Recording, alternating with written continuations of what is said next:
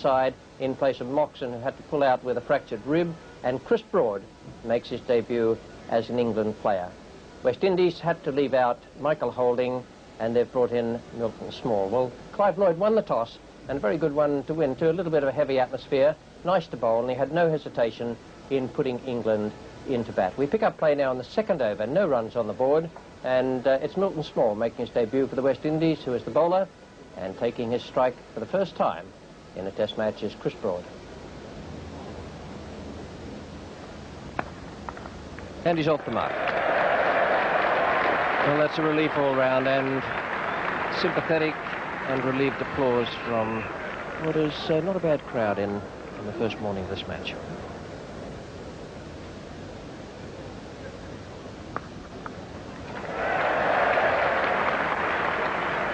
So for Fowler, so those two players will be just a little bit less shaky now. He's a tall lad, Chris Broad. He's figured in 6 century partnerships this year for Nottinghamshire.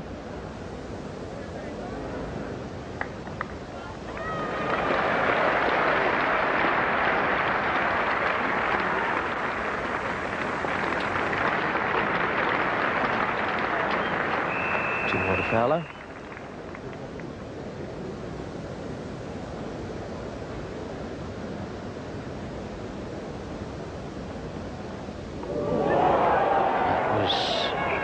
Very difficult delivery.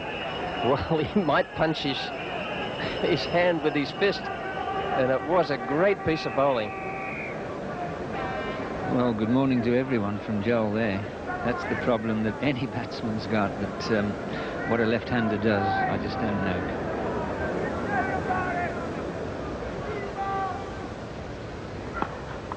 Shot. Beautiful timing. Like to look at that, Jack.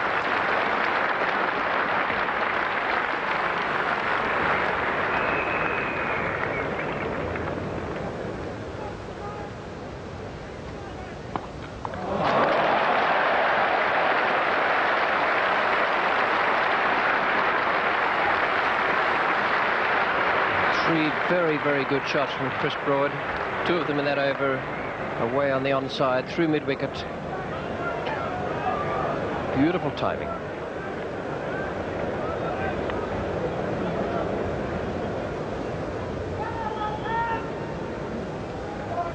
Marshall to Fowler. It's pushed very nicely through mid-off. Chase there for Baptiste.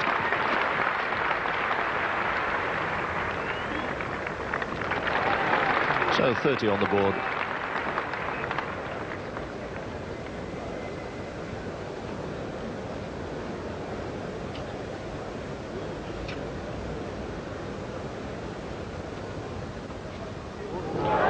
An early bouncer.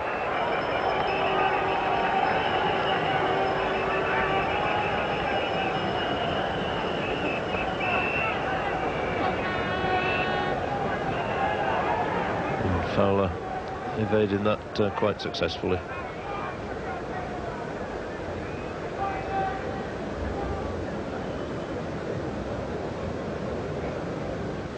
A few dark clouds over the nursery end,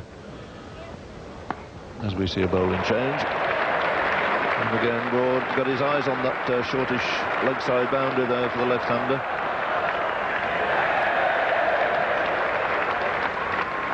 And that's another boundary.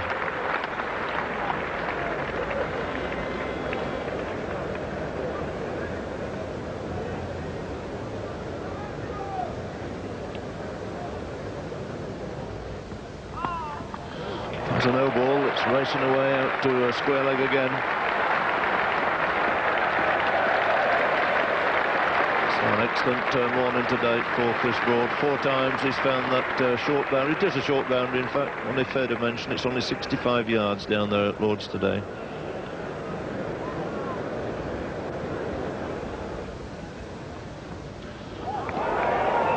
And managed to pull the bat away again. That was quite short.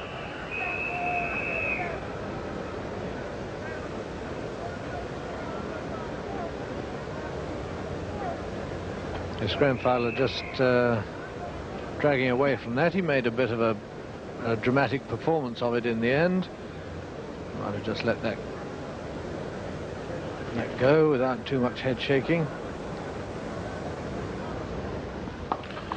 Oh, it's just dropping short of mid-off there.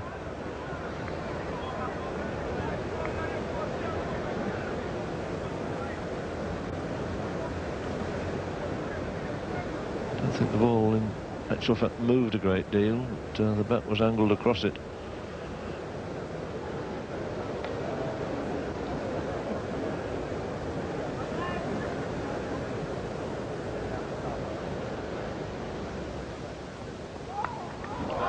No ball called.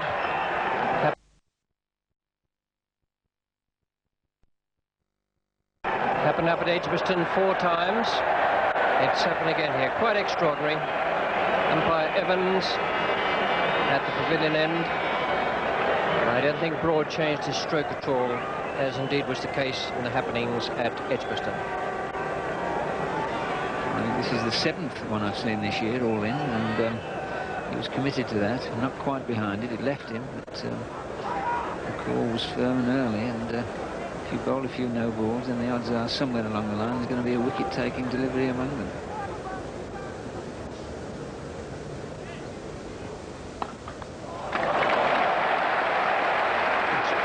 Stroke.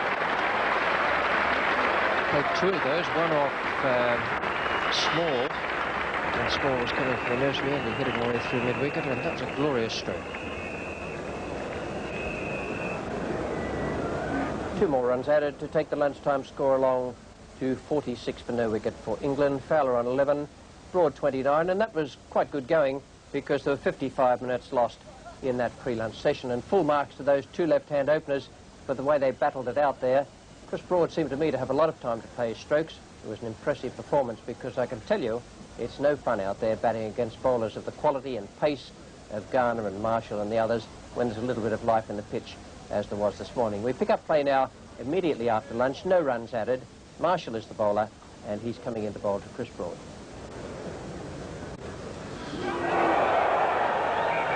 Vicious delivery and just managing to get out of the way of it. Not, in fact, all that short.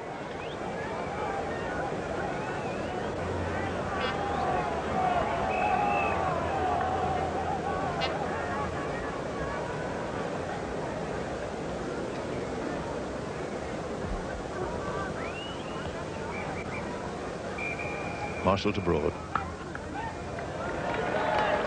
First runs of the afternoon, and my word, that was close. If Greenwich had hit, it could have been the end there of Chris Broad. A very risky single. Nice pick-up here by Greenwich, the throw.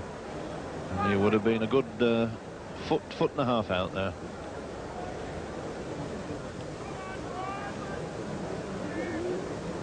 Garner again to Broad. Another good shot. Through that favourite area on the leg side, clipped away nicely off his legs for 4 more runs. Taking Chris Broad now on to 34 and establishing an opening partnership of 50 between Broad and Fowler.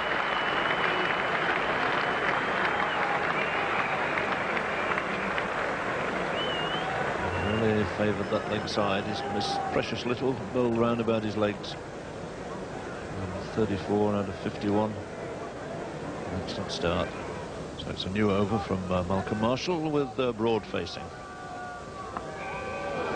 And it's going to be 4 more, but only streaky one that time at catchable height, going through that gap between slip and gully.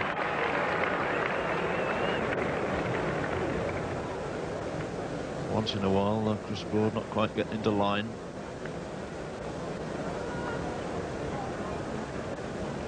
Baptiste bowling to Fowler. Great shot. Super cover drive from Graham Fowler for 4.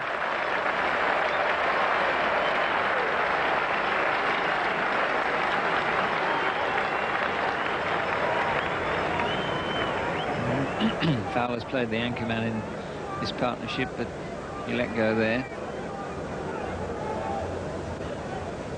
Now Marshall goes back over the wicket. No success. coming around at Fowler and Broad. They're switching his attack now, and the leg gully goes back across onto the offside.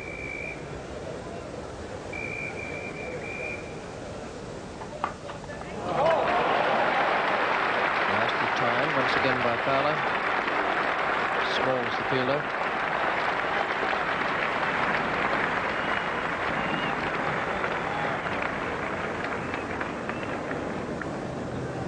Three more to Fowler takes him to 24. 55 to Broad.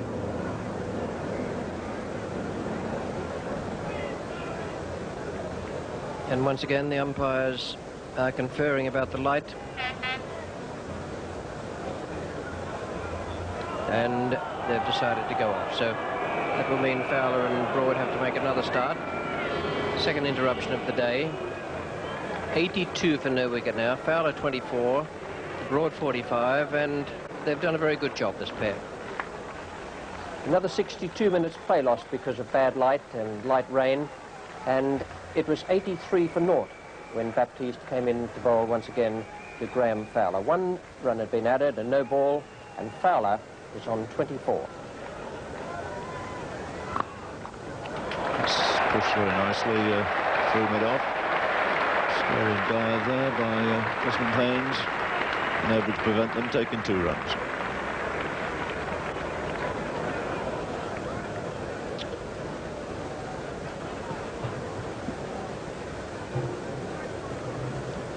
Just nothing more really than a forward push there, but nicely timed.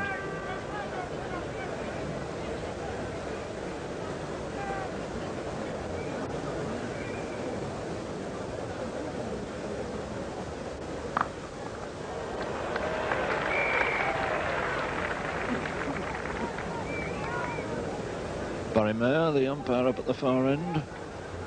2 former wicket keepers officiating here today. And Baptiste again. That's a shot he's played particularly well. It's going to bring in 4 more runs.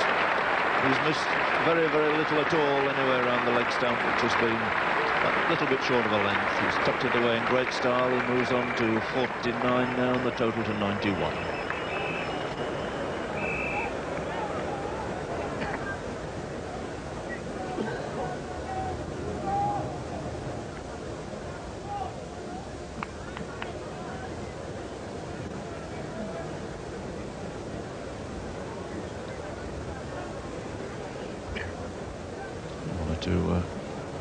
Anxious eyes looking down there with Broad on 49.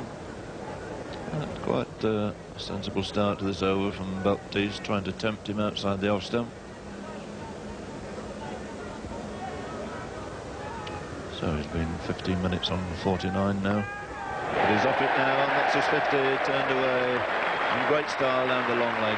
1 will be enough for him. And what a start to a Test match career. The supreme test for going first to make 50 against this West Indies pace attack, and he's getting a marvellous reception, and how well he's deserved it. 50 out of 96 on the board.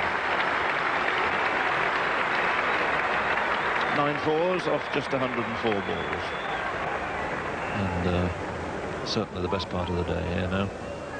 Weather better than at any other stage. Plenty of sunshine around. Clouds, in fact, are quite high. That's given him a chase. Nicely turned away by Broad.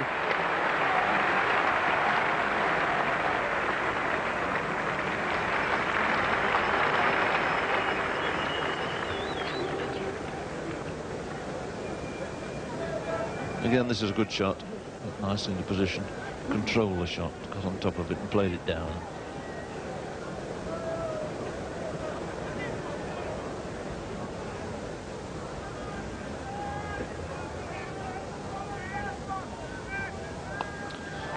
Another good shot.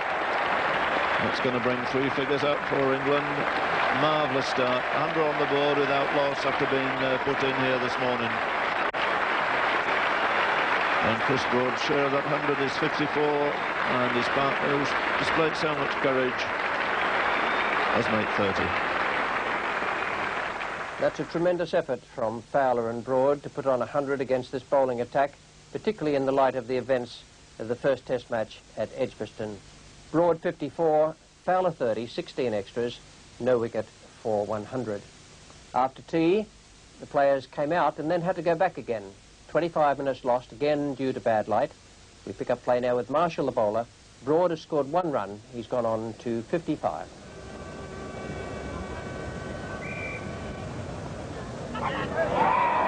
What a marvellous catch. Geoffrey Dujon has made tremendous ground there to catch Chris Broad. The first wicket goes down in the England innings for 101. Marshall getting a little bit of extra lift there and a fine catch. This was a magnificent catch from Dujon. It was the bounce that did Broad, and there we go, one-handed, tumbling to his right, and that really is from a left-hander particularly, where he's a little bit unsighted once that ball comes down the leg side. It was a wonderful catch. That was a huge reception, well earned by Chris Broad for a splendid debut. Yeah, comes in because of this magnificent piece of work by Marshall and Dujon. Yes, it's the bounce that did him, because Chris Broad's a fairly tall man and he had to play that above hip height, and that really was a remarkable one-handed catch by Dujon.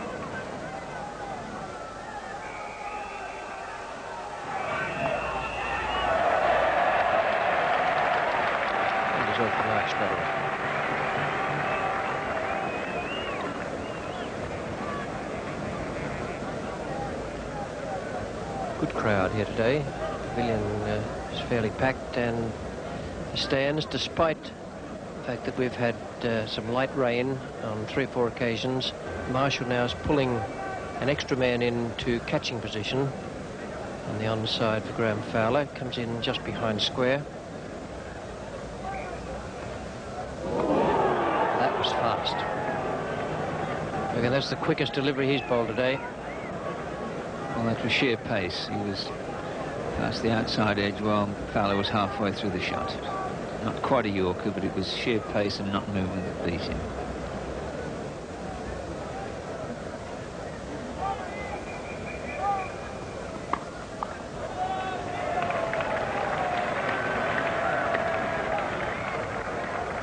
Once again, a good piece of fielding from Gordon Greenwich. Now Marshall is calling for a field change. That breeze at his back. It's blowing from the nursery end.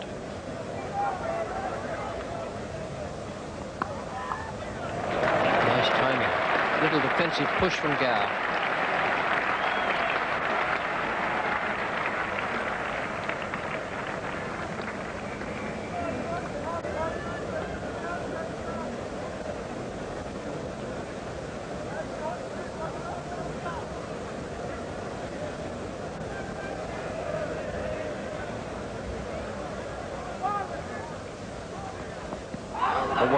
Must be gone. This is a very fast over from Marshall, and he was through Gower's defence there. 106 for 2. See this from the other end, and I think we'll see that there was movement as well as pace there. Yes, it's straightened back on to David Gower, and a beautiful delivery. There's really no answer. He's played perfectly correctly, but the ball did half a bat, and that's good enough. Still to come, both of them getting Downton, Miller, Pringle, Foster and Willis. Here's Garner now to Fowler. And there's a new urgency about the West Indian bowling out there. They're running in very fast. Play will go on to 7 o'clock, but they can sense the chance of a real breakthrough here, having got rid of Broad and now Gower.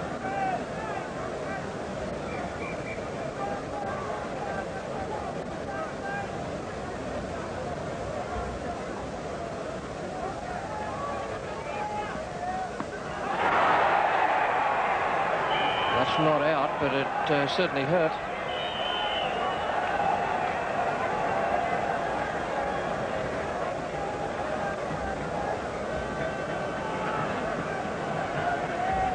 Oh dear.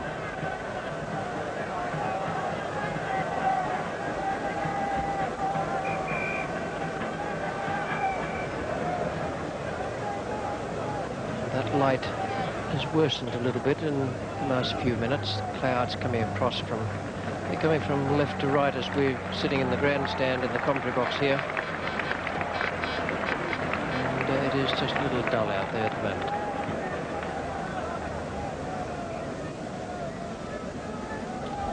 So Marshall again to Lamb.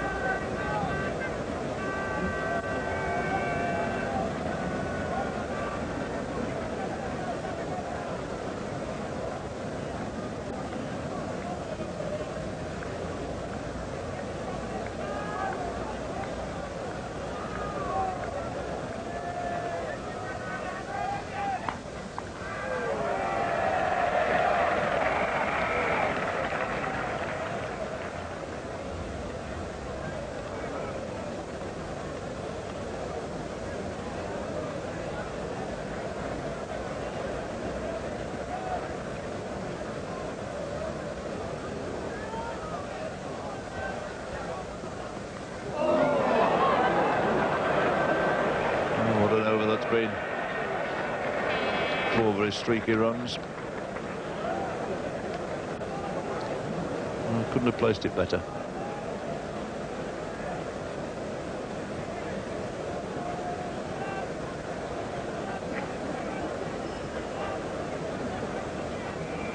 Garner to Lamb. Rare over pitch ball from Garner, and Lamb getting nicely into position, tucks it away down the square leg for 4. Some relief there for Alan Lamb. He's had a hard struggle since he appeared after Gar's dismissal. This one should do Alan Lamb a power of good. He's very lean, 12 months, barely 200 runs in Test cricket there, and he's looking for a score today, and it was a fine shot. So bowling change. Milton Small getting another crack. Hasn't been in action since the new ball earlier this morning, and 5 overs with that. Now comes back for a second spell. 131 for 2. He's thrown the bat at that high in the air, but safe enough. 4 runs. Graham Fowler goes on to 43. A total on to 136 for 2. This is a Graham Fowler special. It's wide, it's short, foot down the wicket, not over to it, gives him plenty of room there to crash it away square at point for 4.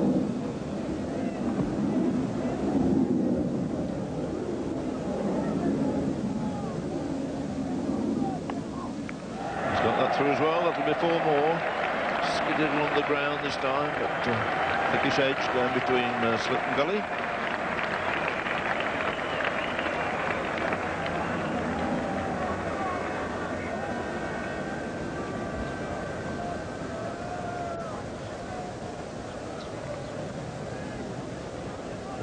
Now for 2, and Fowler's forced them into a 3rd man.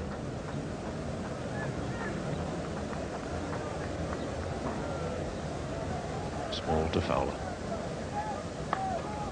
That's 4 runs. Overpitched. That's as good a shot as he's played all day. Full flow of the bat. Cracked it through there, and 50 then for Graham Fowler. It's taken him a long time. It's been a struggle, but it's been full of determination and a lot of courage. 158 balls, 6 fours, and that's the 6th time he's reached 50 in a Test match.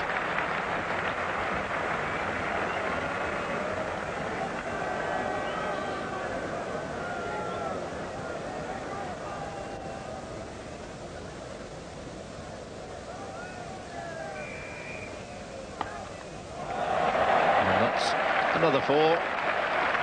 Put nicely out there, lent into it well. Graham Fowler's taking toll of the return there of Milton Small. 4 fours, he's taken off him now in 2 overs. Well, Graham Fowler's decided he can trust himself on the front foot to Milton Small, who's much less of a fearsome prospect than Joel Garner, and it's 4 offside boundaries he's taken off him in quick succession.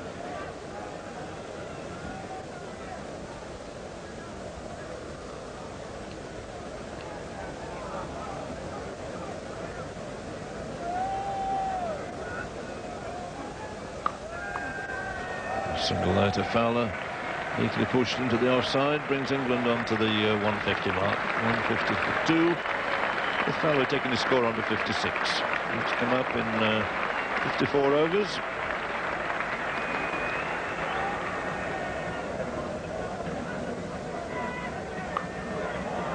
Great shot. Beautiful stroke off the back foot by Graham Fowler. It wasn't all that bad a delivery. The line was okay and the length was all right, but he clipped that beautifully.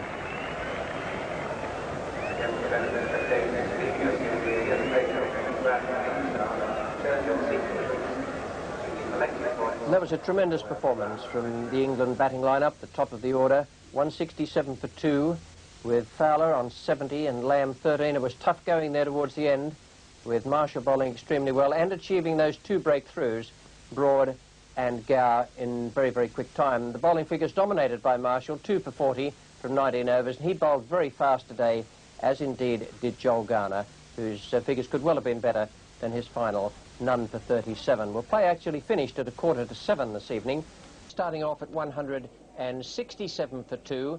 Yesterday was a rain-marred day and there were delays for bad light, but even so, there was a lot of splendid cricket played, notably by Broad and Fowler, the 2 England opening batsmen, and by the West Indian bowlers and fielders. Marshall did very well, 167 for 2 at the close of play. Well, yesterday's rain had disappeared. The forecast was good, and Fowler and Lamb walked out to bat this morning, added 4 runs. We pick up play now in the 4th ball of the 3rd, finished at 6:45 this evening.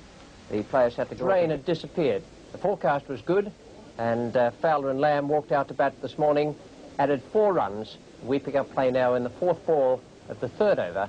It's Marshall coming in to Lamb. That's short, a beautiful shot.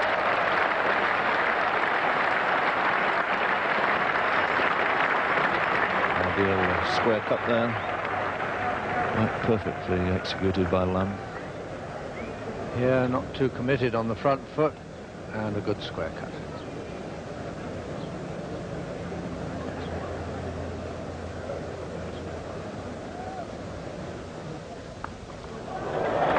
That's a good shot. There's no 3rd man. A little bit of bounce, and Fowler again up right on top of it. Possibly went a shape finer than he expected, but perfectly good and safe shot. It was on its way down as it found the gap between gully and slip. Right up on his toes. So Fowler moves on to 76 now.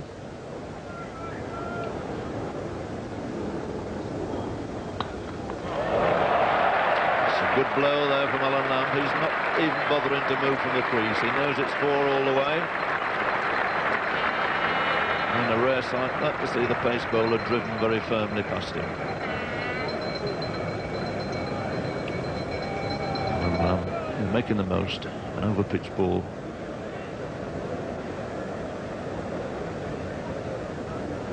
Lamb goes on now to 23. And he's given him this time. So he goes LBW, disappointing end, because he really outplayed jolly well up to then. And he goes for 23, and it's another wicket for Marshall. 183 now for 3 England, and Marshall has taken all 3. Ball again, I think, moved back a little bit, but Lamb this time caught on the back foot.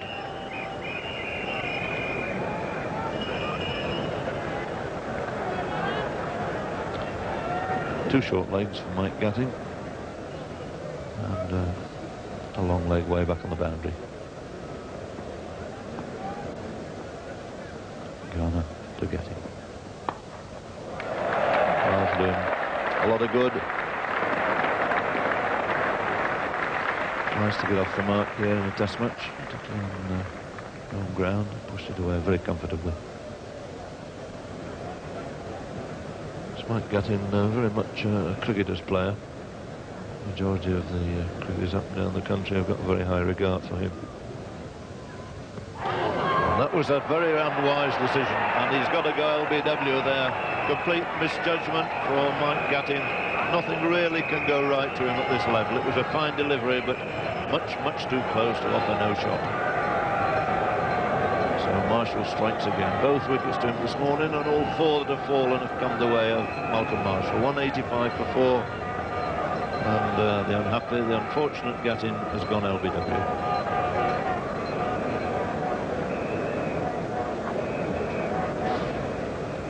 Great responsibility on both of them here today. Coming in at number 6 after the loss of Lamb and Gatting this morning at 183 and 185.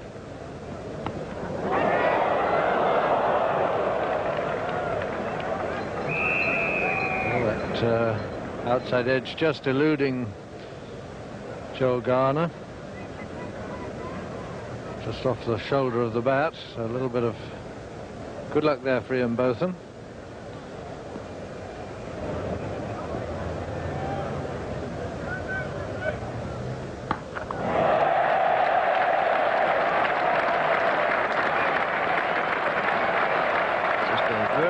Slowly away down the boundary, but it makes it, brings up the 200, and it's a defiant gesture at the same time.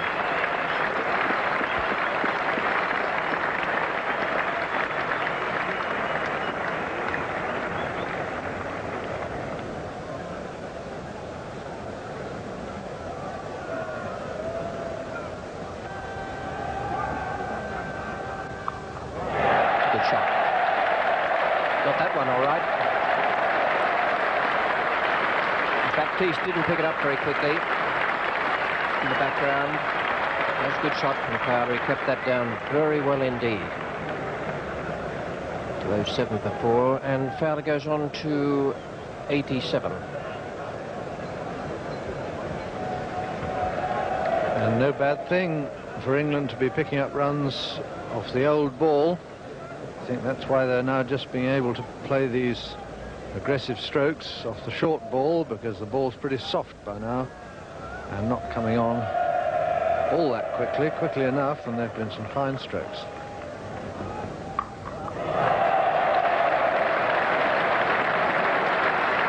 It's a really good stroke, and it's produced applause from both of them, as well as from this very, very big crowd here at Lord's. Beautifully over the top of that. Oh, this is an authentic hook shot. Beautiful shot.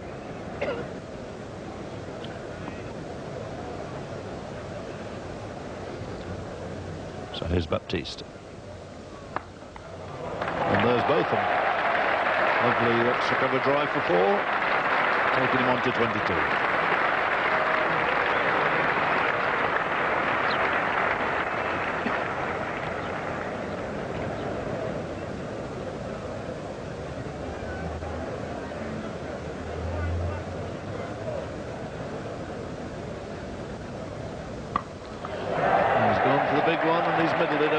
For 4, that'll take him on to 99.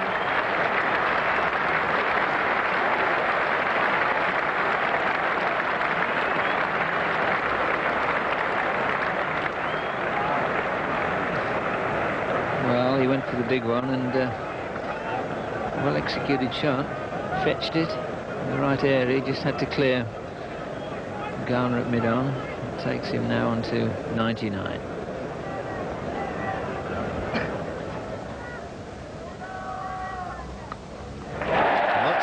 Beautiful square cut this time for 4 runs, consecutive 4s, taking Graham Fowler onto a really magnificent 100. How well he's battled.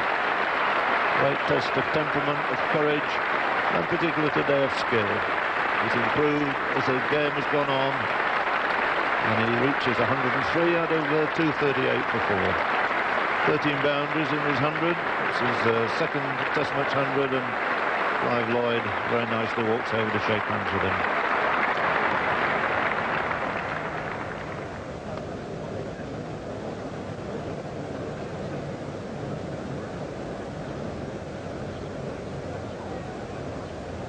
So this is Baptiste. That's stroked away nicely on the offside.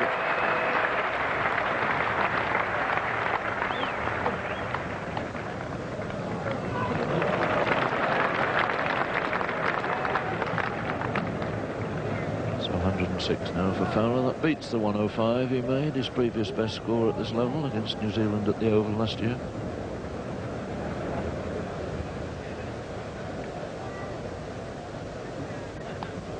He's gone this time, very safely caught at second slip. So he flashed out there once or twice off Eldin Baptiste later. Just a little bit of lack of concentration after he'd gone to three figures. Sees the end of a really excellent performance from Graham Fowler. 106, and it's 2:43 for 5, and the first wicket for Eldon Baptiste. Looks a bit tired, a little bit weary, but he's done a magnificent job here for England today.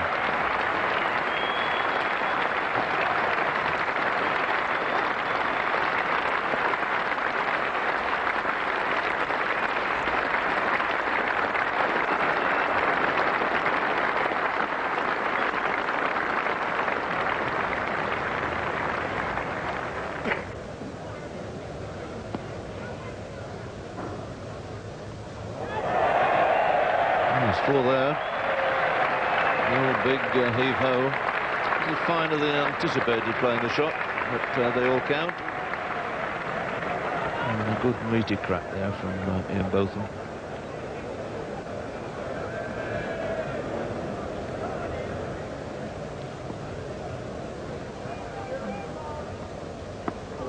And that's out.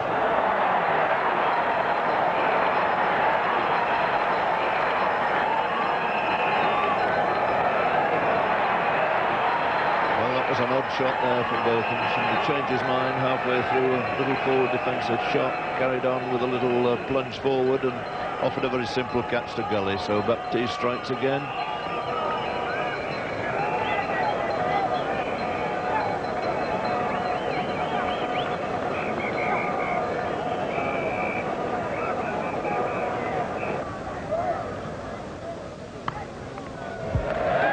There's no third man with the total at 248.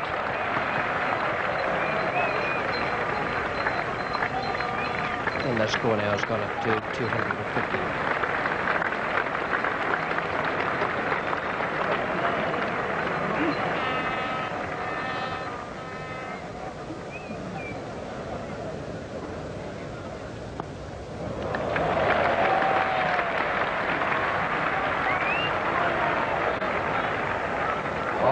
Done.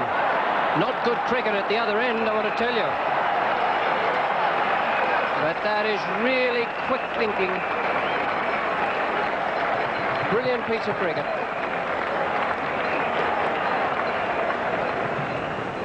The one to keep your eye on is the non-striker Jeff Miller.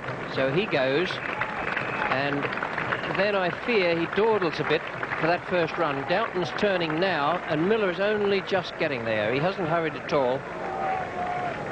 Now goes the throw.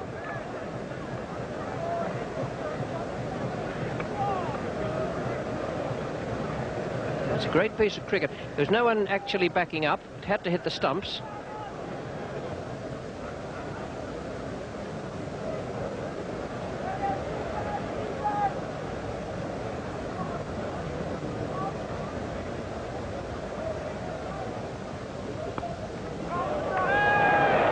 Pringle's off the mark with that rather peculiar little shot where he drops his hands, playing defensively off the back foot.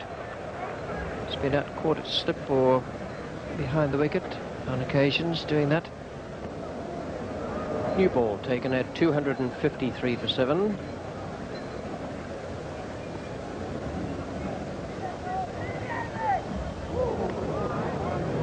And it starts with a wide.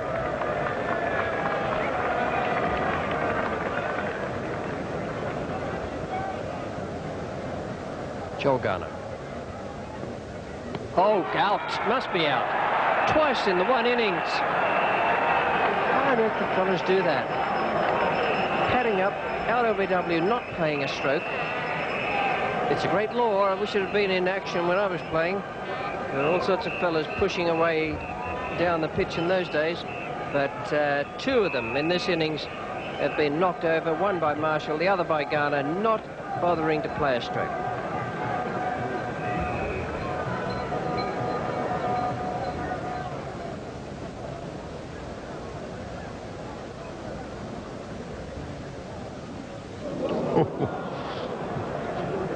Piece of expert judgment there.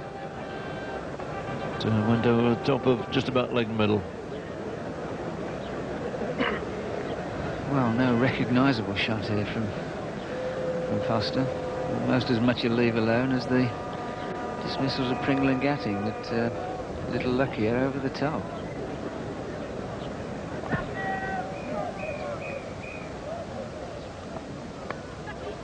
And he's gone, beautifully caught. Harper again taking a catch there.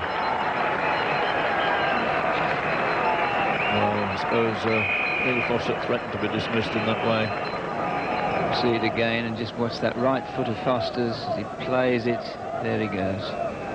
Just withdrawing that little bit. Instinctive tail end reaction, and Marshall just too much for him.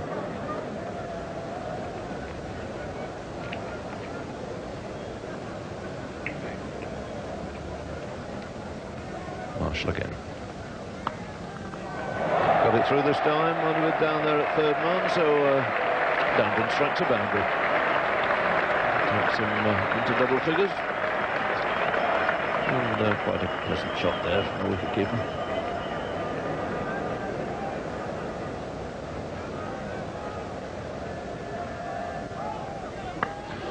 And he's crushed that through square leg area. 4 more. He'd made up his mind. Anything that's dropped slightly short of a length, he was going to give it the full treatment.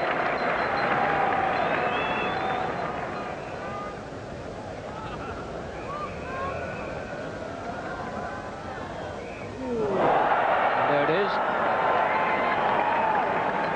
Well, that's not a bad effort from England, although they fell away a bit just before and after lunch today. The dismissal of Fowler for 106 and then Botham for 30 right on the stroke of lunch was a cruel blow.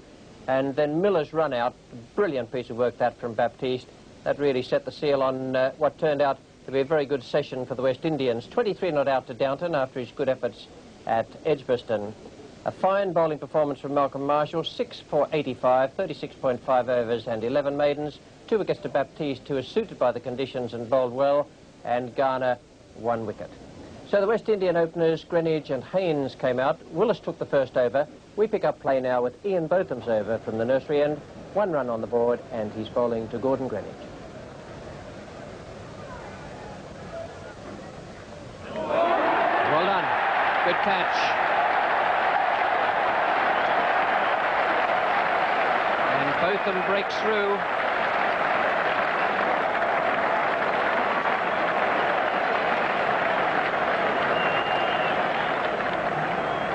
Have a look at this from Botham's end, and we'll see this just on or around off stump. Goes down the hill, outside edge, and there's Miller two-handed to his right.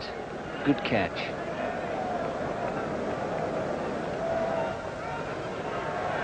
There's Botham now to goes. And he's off the mark straight away.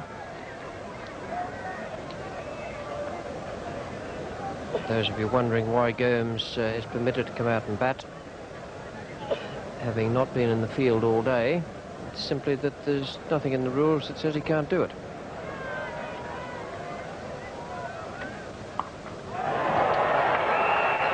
It's a bit ambitious from Botham. No bounce there for him, and a very, very powerful stroke from Haynes. Well, there isn't pace in this wicket for the bowler of Botham's pace to put one in short.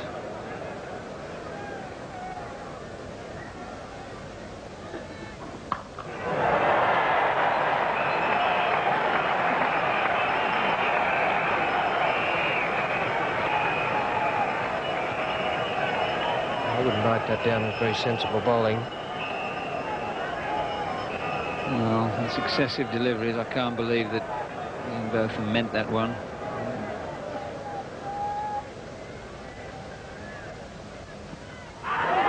It's gone. W.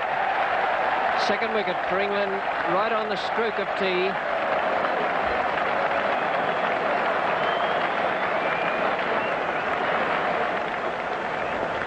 Here we see it from the bowler's end. It's pitched just outside, quite short. Come back and hit him just above the roll of the pad.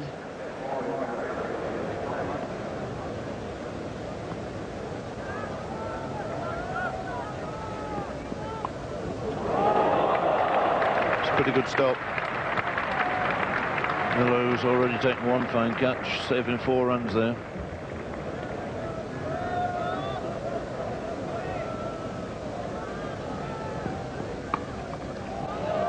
It's gone through this time. There's the man having to give chase.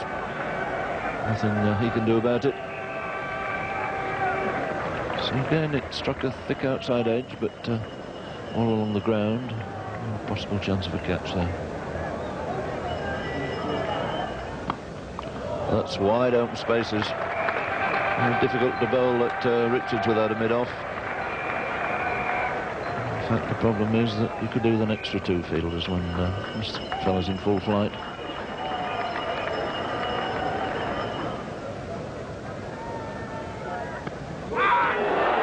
As he caught it, he's held it high and he's gone. Yes, Botham strikes again. That's a superb catch in there at short leg. Got a lot of ground to make. And Laurie Gomes has gone. 35 now for 3, and Botham has taken all 3.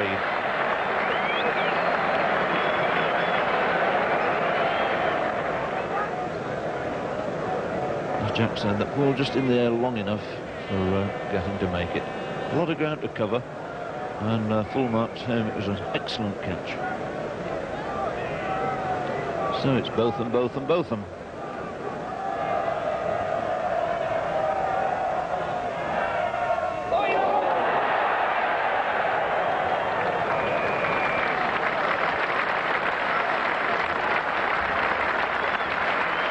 Botham there, he's charging in now, and this is a spell as of old. 3 for 21 off 5 overs.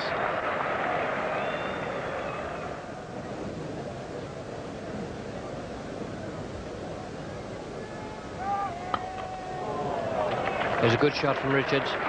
No chance for getting there. Delightful stroke onto that rise just in front of the pavilion.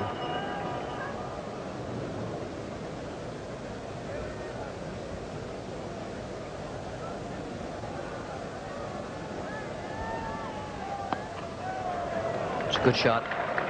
That's the best shot Richards has played in this innings. Beautifully struck away through mid-wicket for 4. The ball not all that short.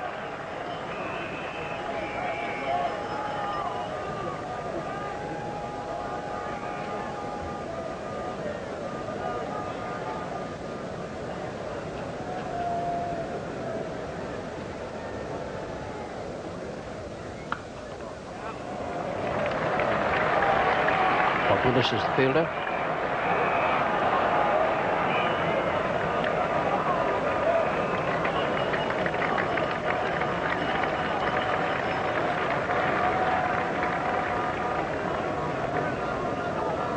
Three more to Richards. He goes on to 34.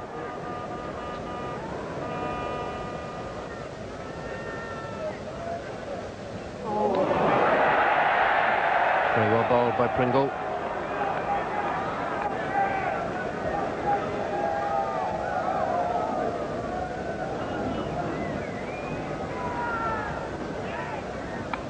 Safe, away past Gower at point, and will go for 4. Uppish, but just far enough away from Gower to be quite safe. Lloyd goes now on to 14. Well, Lloyd hasn't hit much in the middle this innings up to now, and he's getting a little fretful. Cracked it away.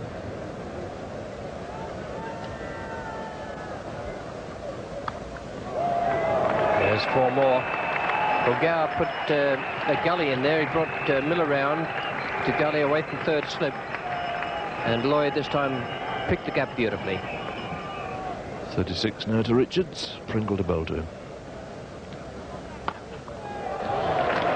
Richards on 40.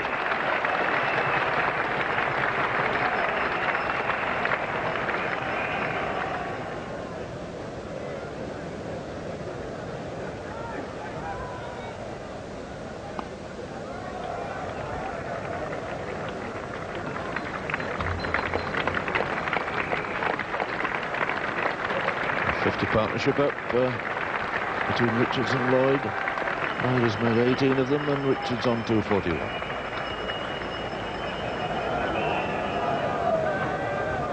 Pringle, after 6 overs for 30, gives way to both. And it's 4 more for Clive Lloyd. Takes him on to a little milestone once again. He's now passed Don Bradman's record in Test match cricket of 6,996.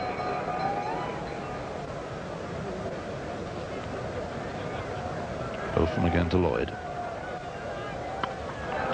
It's short, pulled away through mid-wicket. Just about got enough strength to reach the ropes.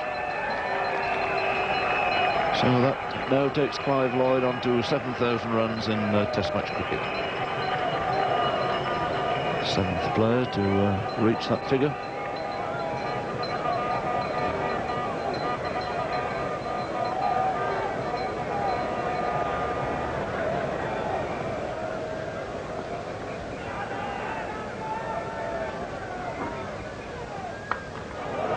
And the 3 fours from this over. Another short delivery from Botham, powered away by Clive Lloyd. And now the score is rattling along, gone on to 99. Clive Lloyd moved quickly on to 31.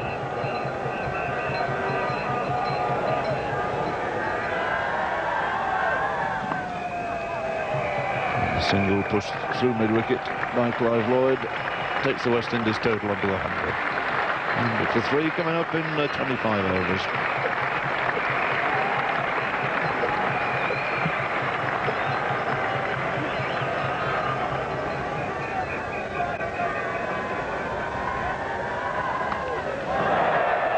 Short ball hooked away quite powerfully again by Richards.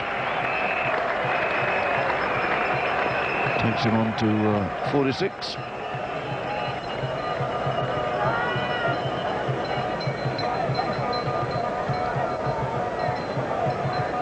And Clive Lloyd now going to face spin for the first time as Miller comes into the attack.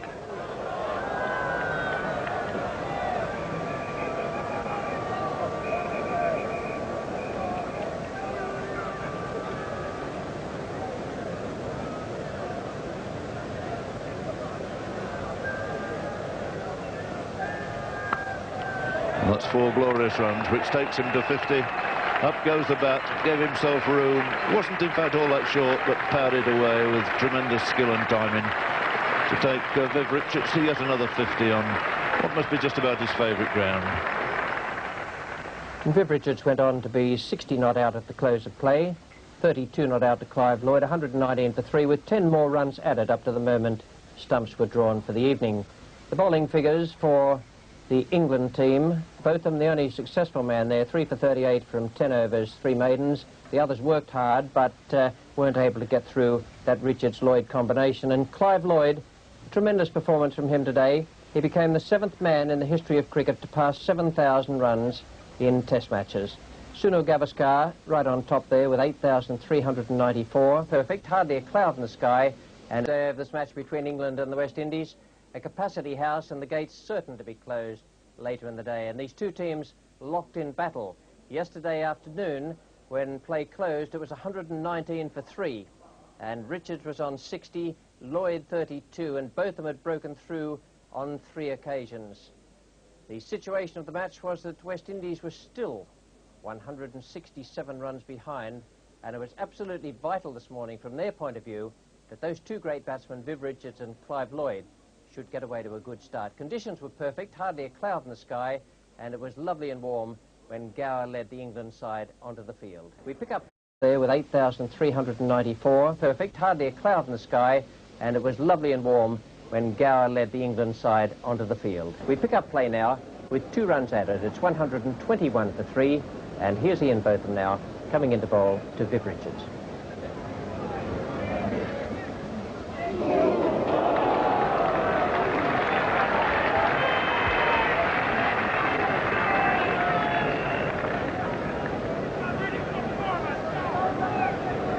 Well, Viv Richards again playing pretty free. He sometimes does this early on, sometimes gives half a chance. Woe betide you if you don't take it.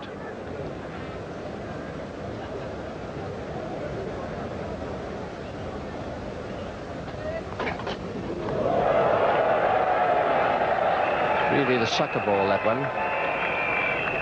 Deliberately bounced very, very short. And both of them dropped it short quite deliberately. And we're just about to see exactly where it hit.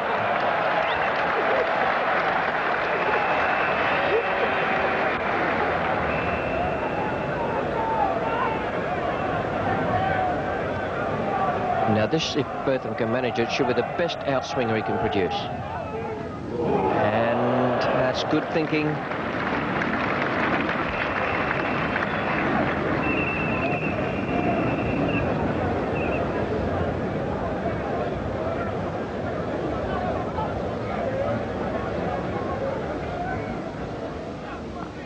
Good shot. Beautiful stroke, that one. And that cost Bertham 4 runs because he was cranky. He was moving his field around there and pushing Chris Broad away from ordinary mid-on to very wide, almost mid-wicket, and dropped it short.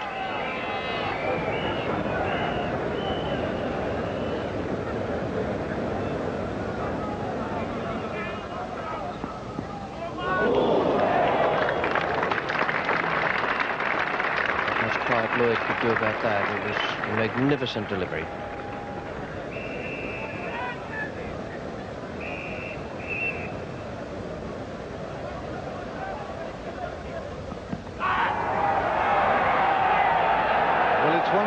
That England bowlers keep hoping an umpire will give, is that leg is thrust out there straight away, and the point is it has gone well up the pitch, and that's what saves him from the umpire.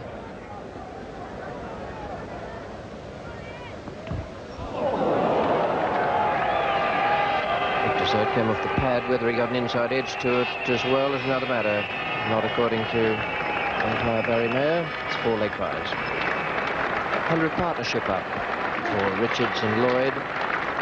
They've done it many occasions for the West Indies. Those 100 runs came from 173 balls faced in the partnership.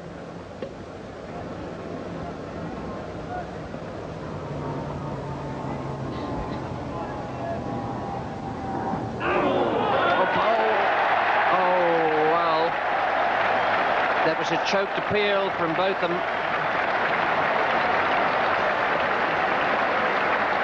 And Vivian doesn't look all that happy. Both of them choked off his appeal, and I think some of the others did as well. Richards has gone for 72. See this one from Bertham's end. Ducks in a lot. Very much leg stumpish, but Richards very surprised and very disappointed. A big blow for England, that, and that have a crucial effect on the whole day's play. Dujon comes out with West Indies still considerable distance behind. 148 runs in arrears they are. Just lost their star player.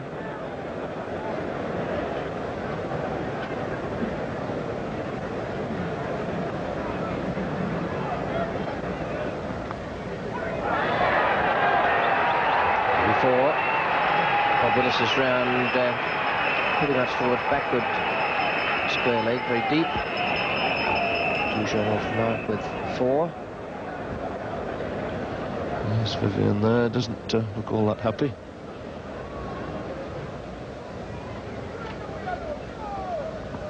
A short hooked in the air, Fowler's under it, and it's safely caught, and Botham's got another one. All 5 to Ian Botham, and no wonder he's got that great big smile on his face.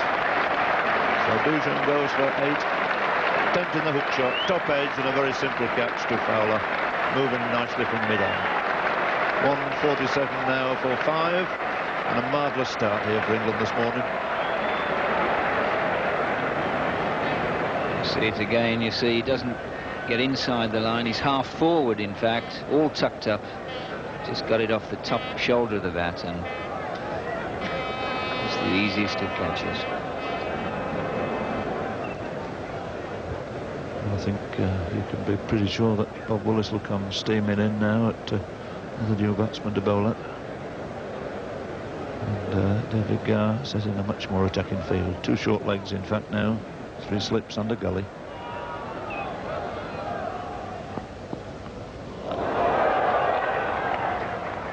There's the fielder coming in, who's out substituting. That's Donald Topley, member of the MCC ground staff, and he's out there in place of Chris Broad, who's off the field with a groin strain.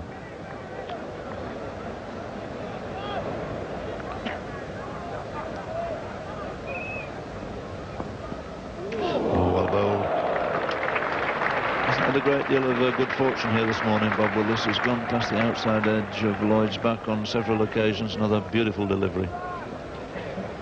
Well, this is the wicket that England want, and oh, so close. Beautiful delivery. A little bit of lift as well as lateral movement.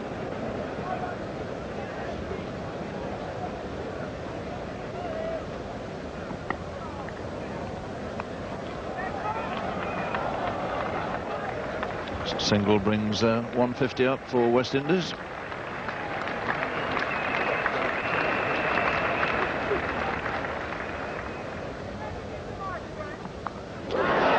Short, he's not really middled it. Top edge, gone right over the top of the keeper. He's going to get 4 runs for it. And that also could really have gone anywhere.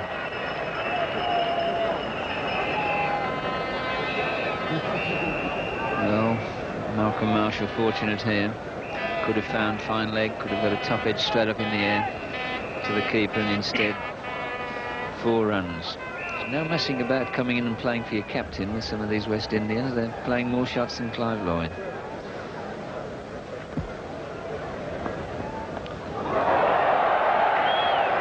Has it gone? And he's caught it. No, he's not. 6 runs. And he's caught it, but it was over the ropes. Well, nearly a sensational minute there for young Donald Topley. And this remarkable catch raises just a question of the law. There goes the hook shot. And young substitute fielder Topley, he catches it, then he puts his foot over. The catch law says that the act of making the catch will start from the time when the fieldsman first handles the ball and shall end when he both retains complete control over the further disposal of the ball and remains within the field of play. Well, he didn't quite have complete control by the time he got over that line.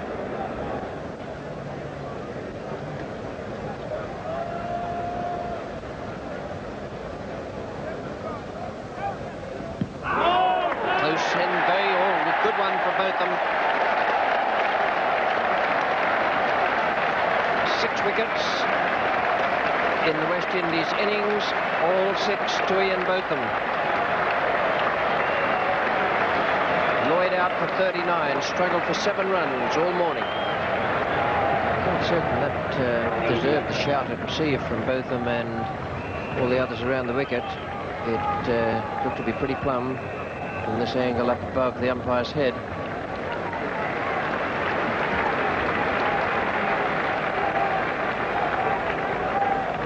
Overs, 4 maidens, 6 for 73.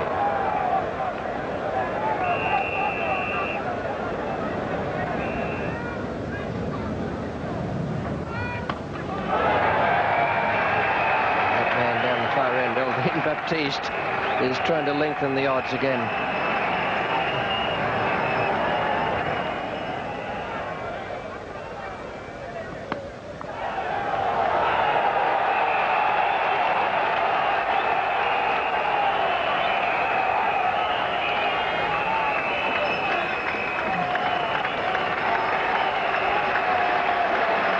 Up.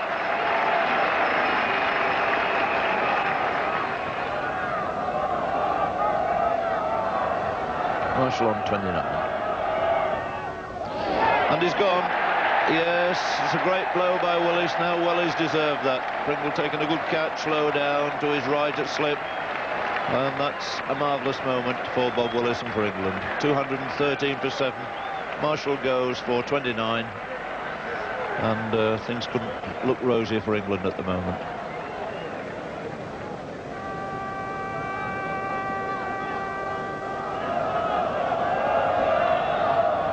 Willis now to Harper. And it goes again.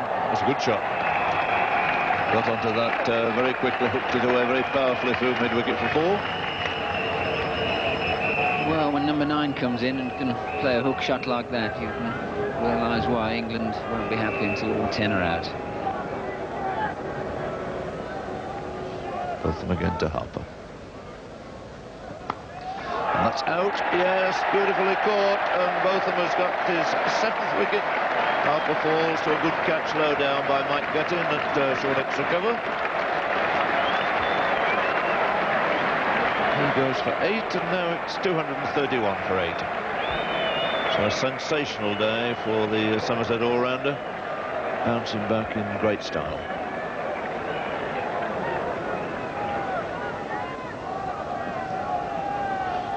Botham again. Well, that was a chance. Very hard.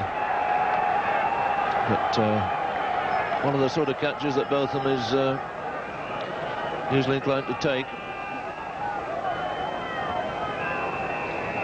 But quite fiercely.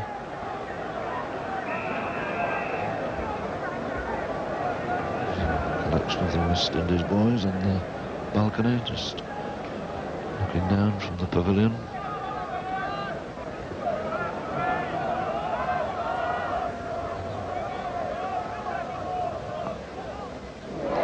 There's no doubt about that one. They didn't even bother to appeal. It was such a wide deflection, and Bob Willis deserved that. Well, Bob's deserved one of these. He's bowled enough good ones, beaten the bat, and this time just a nice outside edge.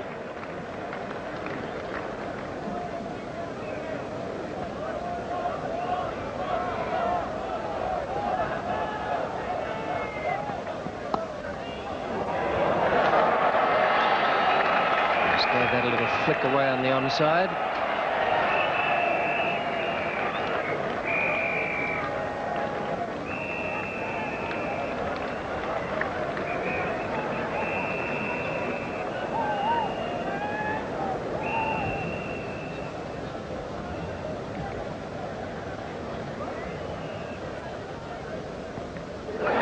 Well done.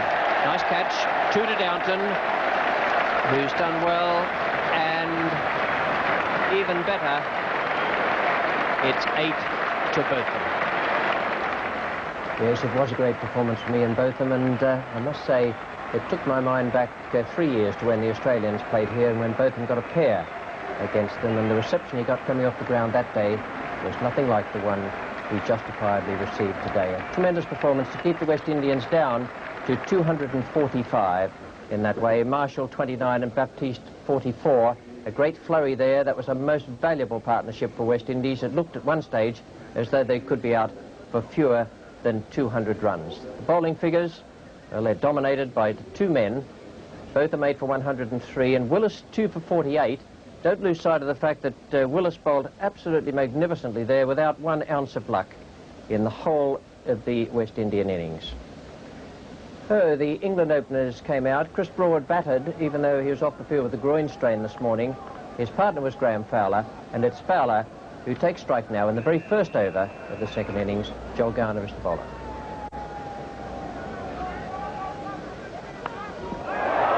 He's got away with it.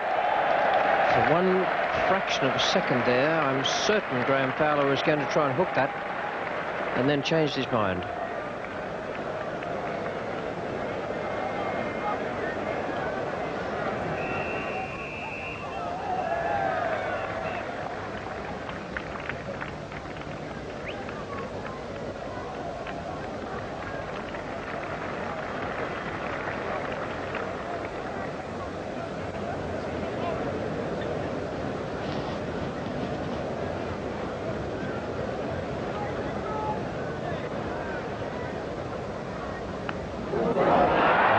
This time, Broad goes. Garner got him with one. Garner got him with one that bounced a little bit more than normal. After the euphoria of the first innings, Broad goes now without scoring. And Garner has slipped through.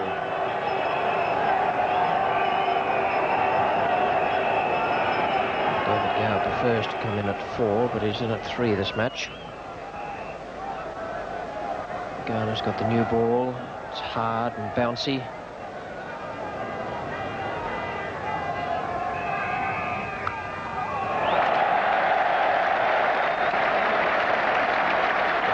Great pedigree, that. Under pressure.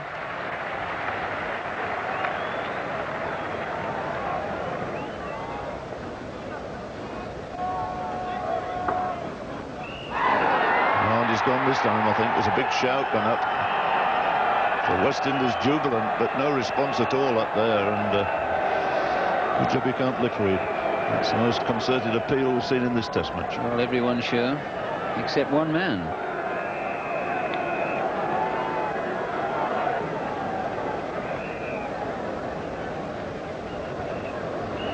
Garner in again to Gower. A great cheer going up. They finally got off that 14 mark. Single to Gower. He knows what it's like out there. All those people down there would certainly like to see an innings from David Gower today. Still no change. It's raced away to fine leg. Oh, well, this outfield is fast here today. It doesn't need more than a touch from a bowler of Marshall's pace, and it's over the ropes. So relief for David Gower there to move into double figures.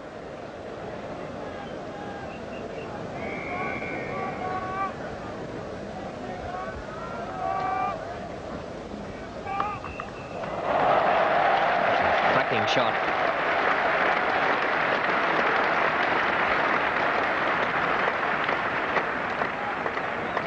Well, that's as nicely poised and timed a stroke as we've seen from Graham Fowler in the whole match.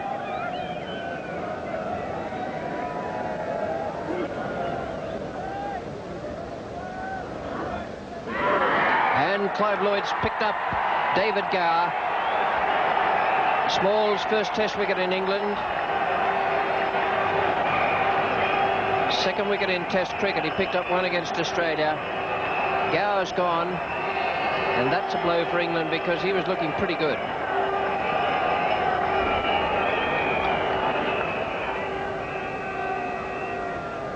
.74 the lead with 8 wickets in hand, England.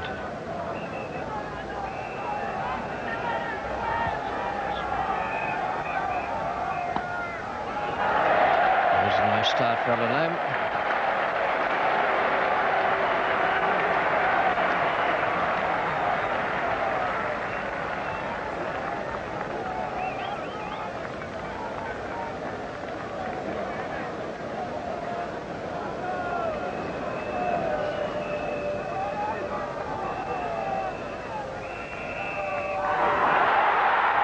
Yes, and what an over this is for Milton Small. Brought on to take the place of Malcolm Marshall, who was at odds with himself. Small has got 2 wickets, Gower and Fowler. The first one, a very good delivery that cut away from Gower, and then that one that ripped through Fowler's defence and beat him for sheer pace.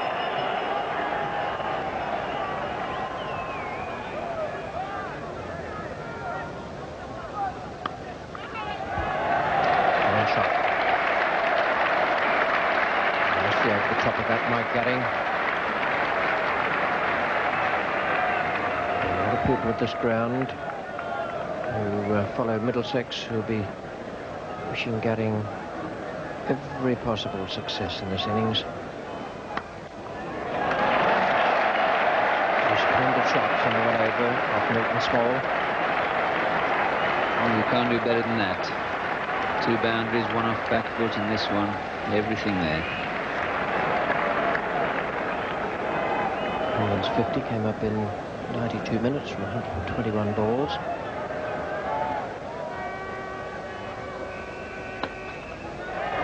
Good shot for 4. Well, the attack's going to be carried back to the West Indians. They've picked up 3 quick wickets. The natural game of both Lamb and Gatting is to attack the bowlers.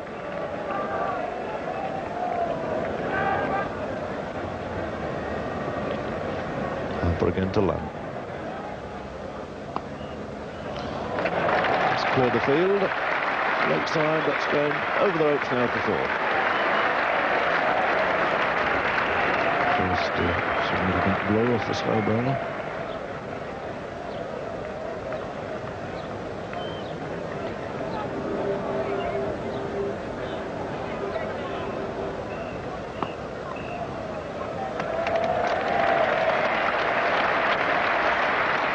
under 50 partnership comes up for Lamb and Gatting. Good effort from them, exactly what was needed at the time they came together.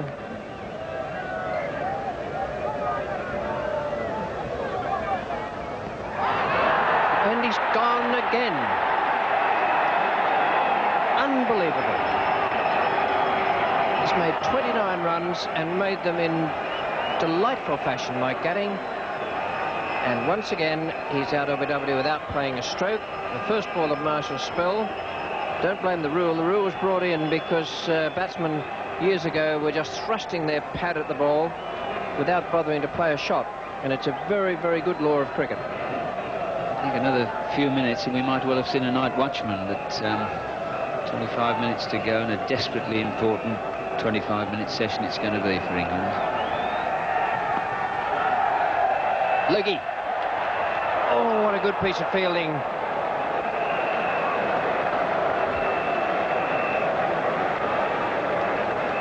I think there's no doubt here that a direct hit and Botham would have been on his way. Desperately dangerous single, good pickup, and he's way short as that ball whistles past the stumps.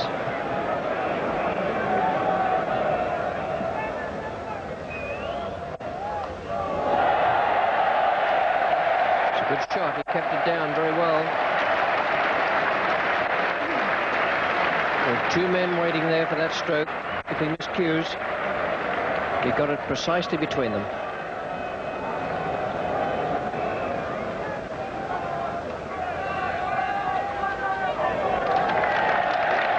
Duchamps reach, their valuable runs. Century comes up.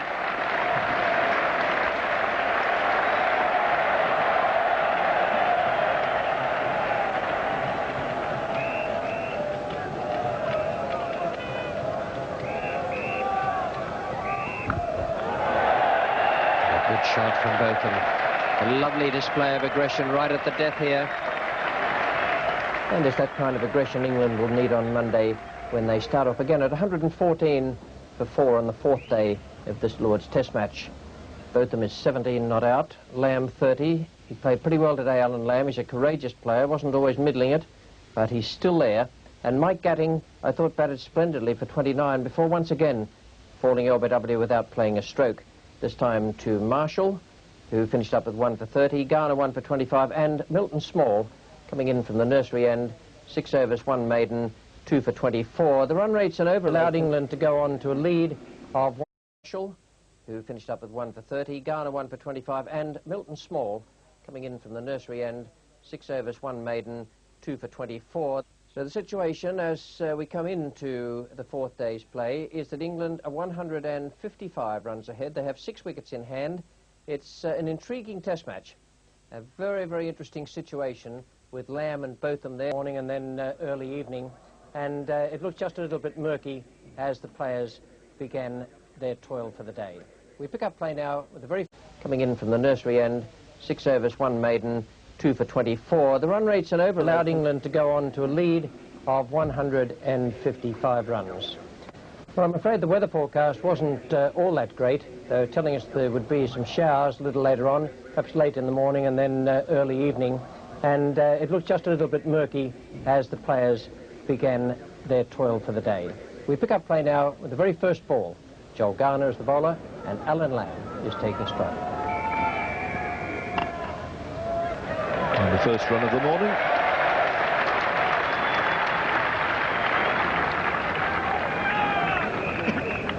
He's bringing his square leg in now, some 20 yards for the missed iron hook shot.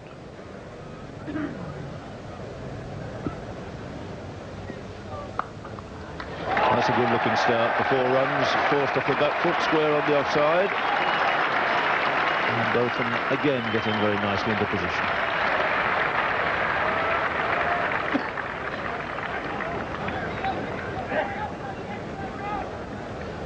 Well, a perfect square cut there. Everything in position and right over it.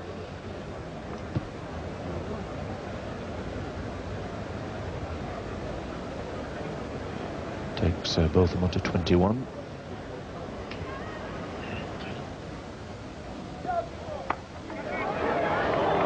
He's squeezed that away wide of the gully man.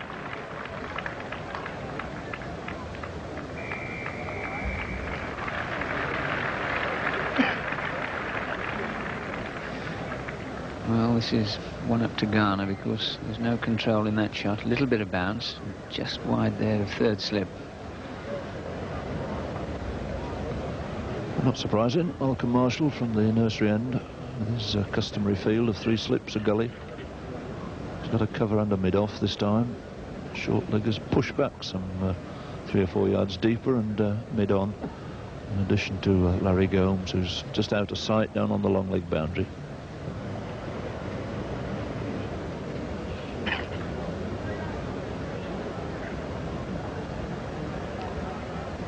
Marshall then to Lamb. It's a good firm blow. Straight past the bowler. Lamb's not offering even to run. He knows it's 4 from the moment it left the bat.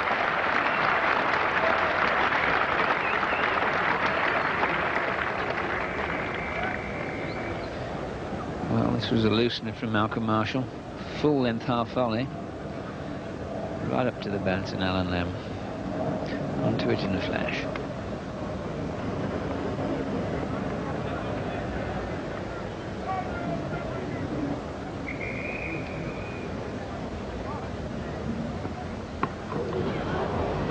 Certainly a good deal quicker.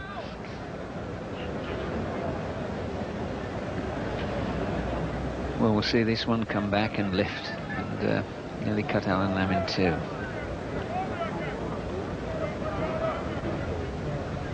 Of the mysteries of the game of cricket. The Thursday, the gates were just about closed.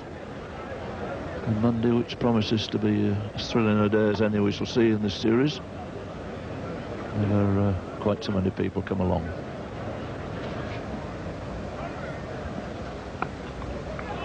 It's angled away wide of the gully again. Harper in pursuit, there'll be just 2 runs.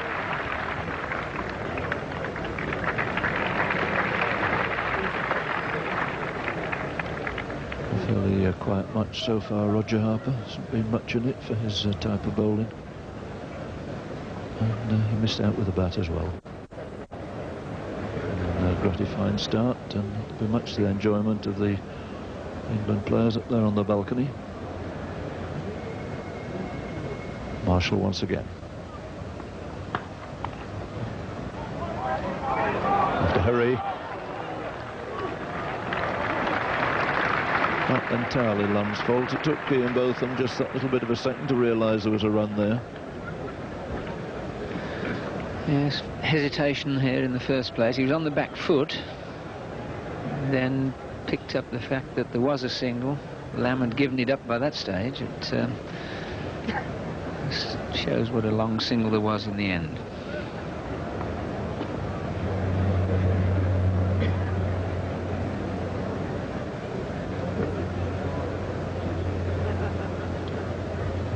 Marshall now to Lamb. Could really have gone anywhere. Took his eyes off the ball. Might even have closed them, in fact. It's 4 runs for it. A touch of good fortune about that for Alan Lamb.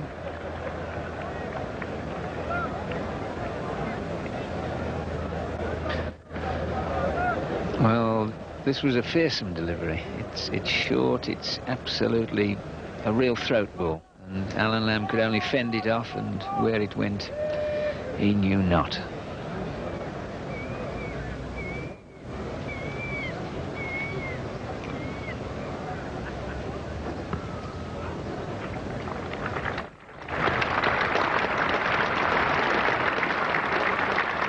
Partnership.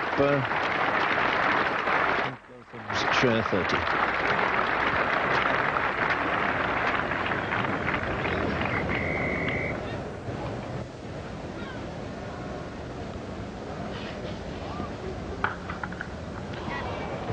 Harry Gomes has moved up there, hence the comfortable single. In fact, that's great running by Ian Botham to make 2 out of it.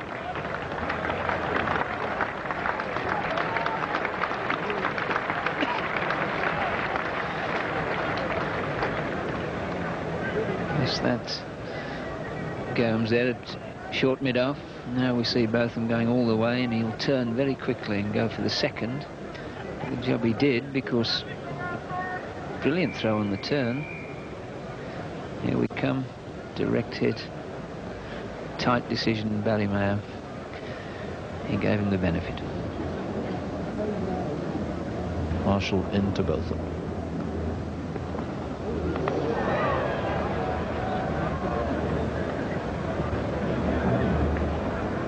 I think the umpires are going to have a chat. Whether they're going to have a chat about the light or not, I don't know.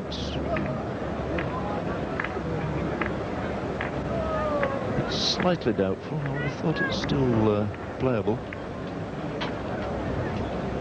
They're looking over in that direction where the clouds are coming. I'm going to have a word, and no doubt the batsmen are not going to take any chances. Much to the annoyance of the crowd, because it looks reasonably good, but it's always very different if you're out there facing bowlers of this pace. Yes, it's difficult even in the very best of light to counter bowlers of the pace of Garner and Marshall. But Botham and Lamb did it this morning, 44 to Lamb and 32 to Botham, in a partnership that must be worrying the West Indies a little bit at this moment. 144 for 4, and a delay for bad light and some rain. The pitch was completely covered, and play didn't start again until 6 minutes past 2. There's 1 run added. It's the first over after the break, and Garner is bowling to Botham. Well, but with the runs for it, maybe 2. Richards is the fielder. A bit of extra movement for Garner, and a bit of bounce as well. Well, this is the second time today that Garner's probed Botham just around that same area. Twice he's got him through in exactly the same area, just wide of that third slip. No, in fact, third slip has come a little wider. He's left Viv Richards pretty much on his own at second slip. It's Roger Harper who's gone very wide and a little closer at third. Shot. The attempted Yorker, and Botham made no mistake. Nicely executed stroke that. Well, Garner bowled so few in this particular area, full half volley, he could hardly believe it. Stood there shaking his head in disbelief, and Botham accepted the present. 150 up for England.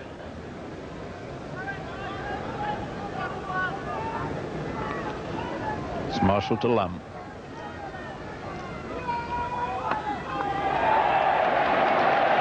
That should be Alan Lamb's 50. No, just going to take 1, moves on to 49. Good semi-stop there by Milton Small.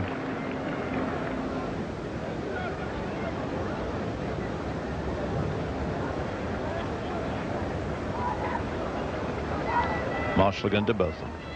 A short is a magnificent shot. Soared into the grandstand for 6. Tremendous blow there from Ian Botham. That 6 takes him on to 49, and the total under 167. This is Marshall in action, Botham facing. Wanting 1 for his 50, and there it is. Powerful straight drive, and they'll come back for 3 runs here. So what a great match Ian Botham is having, following up that magnificent spell of hostile bowling, and he took 8 wickets here on Saturday to go through to an excellent 50 in very good time too. Only 40 balls, 6 fours and a very big 6 included in it. And 1, 2, nudging it away nicely for his 50 also. So 50's coming within a ball of each other, and that'll be a great relief to Alan Lamb and to the selectors. Taking him a little longer, of course, but of immense value to England, that 50 coming off 107 balls.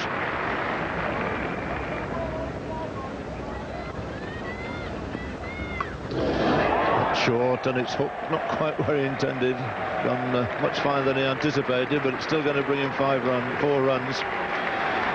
Just slightly late on that one. Well, what is known in the trade as a straight hook. exactly behind the wickets that's gone. Top edge, late on the shot. Could have gone anywhere. Marshall with one for 55. Still in the attack, in from the nursery end now.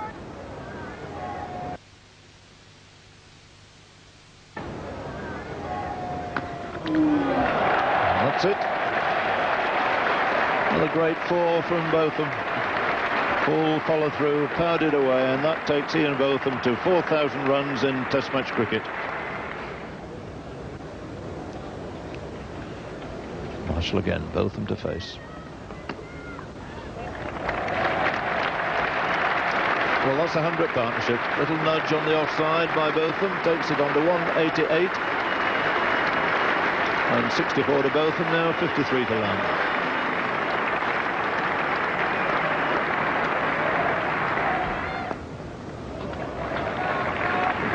Slow gears the fielder.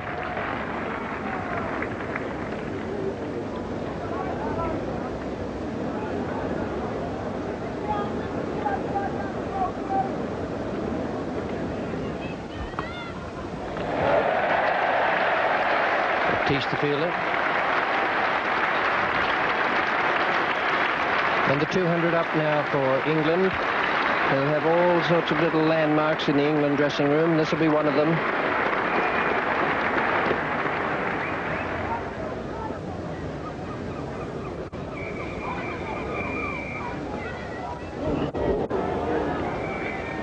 Lamb has kept himself under control for a long time. That's the first flash we've seen.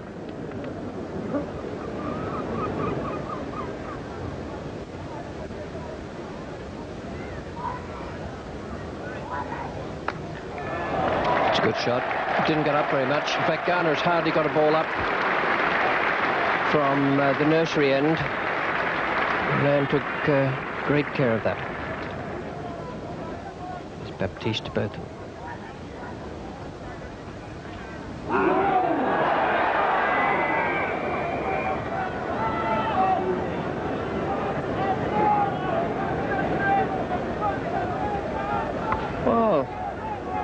Rather than just in front of him, I think it might just have sneaked into his gloves and then sneaked out again.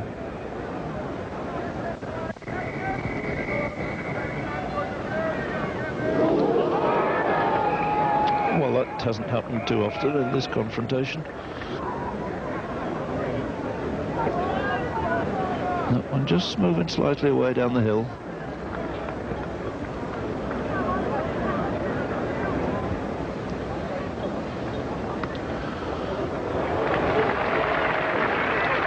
Again for the second run. Botham establishing himself once again as a favourite, I would say, at the moment for the man of the match.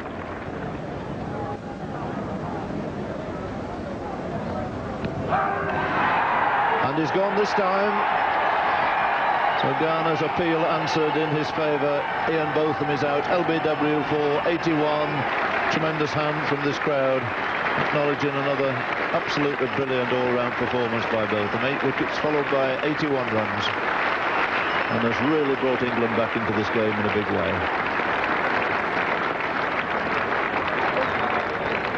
And got a look from Ian's face that he thought he might have just got a little inside edge on it. And we certainly can't see from that whether he did or whether he didn't. It's only a little, tiny little snick on the bat if he did.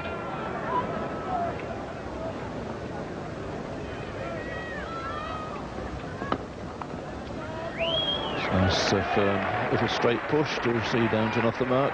Be happy with one.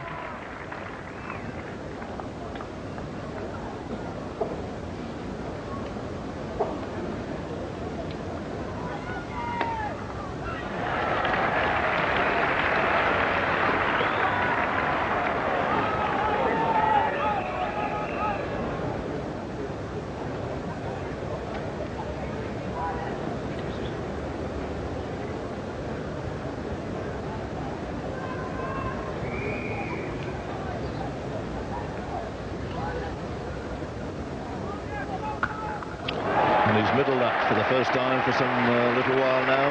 Glorious square cut there from Alan Lamb for 4 runs.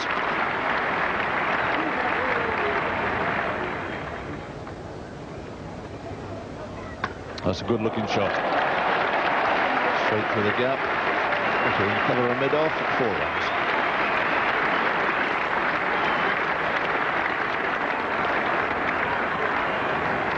Well, that patience he's shown paying off as Eldin Baptiste just tires a little. 2 fine shots from Alan Lamb there to take him on to 72 not out at tee. Downton won 226 for 5, which means that England at tee were 267 on, 5 wickets in hand. Both of them are good innings for his 81. Lamb was overshadowed, but he didn't mind that today, I don't think. That 72 will have done him the world of good. Time lost this morning for rain and bad light meant that play would go on to 7 o'clock, and it really needed Alan Lamb to take charge of affairs out there this afternoon. We pick up play now as he's taking strike with the first ball of the 3rd over. 3 runs have been added to the tea time score, and the bowler is Milton Small.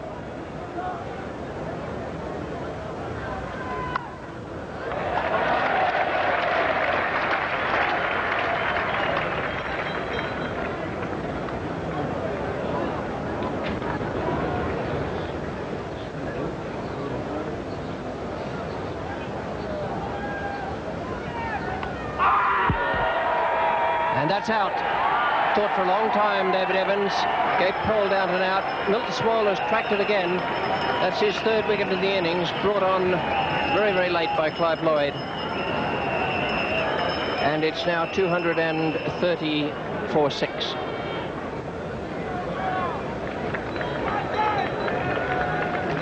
Small well up to Downton here, almost hitting him on the boot. Not very far forward. Every chance.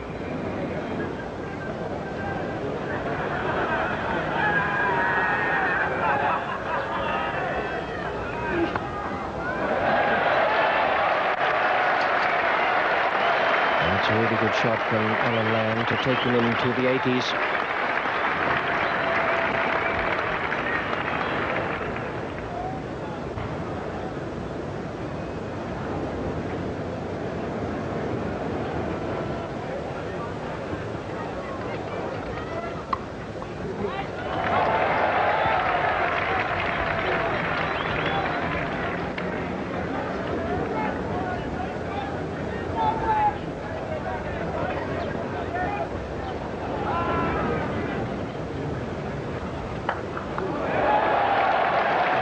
Quite nicely, Jeff Levy. Won't get 4 for it, but they can take just the 2 runs.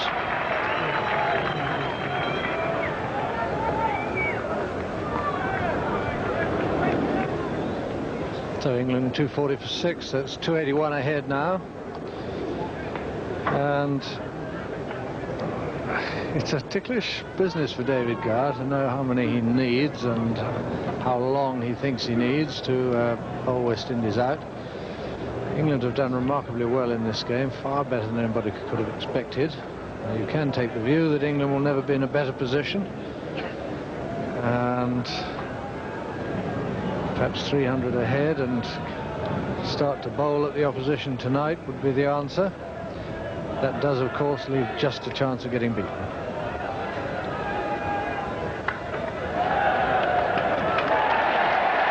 Through this time.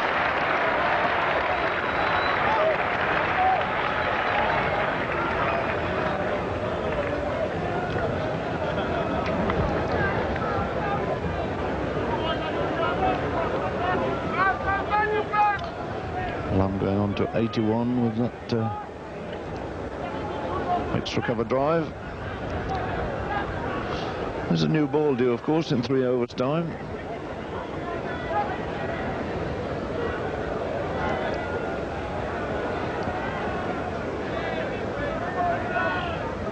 That's a great shot. 4 runs.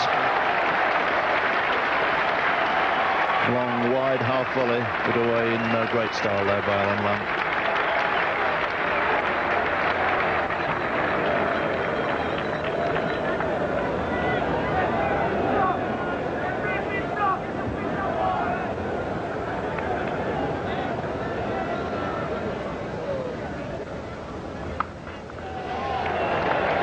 It's a wideish one. He's pretty confident he's going for 4, which indeed it is. There have been plenty of balls of a full length in this over, and Miller finally puts the last one away for 4 there to take the 250.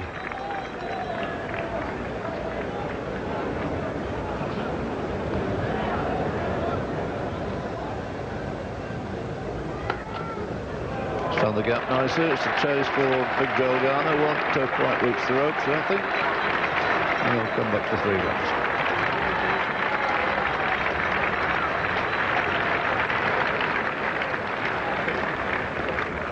So it's Marshall with 1 for 65 back in the attack now.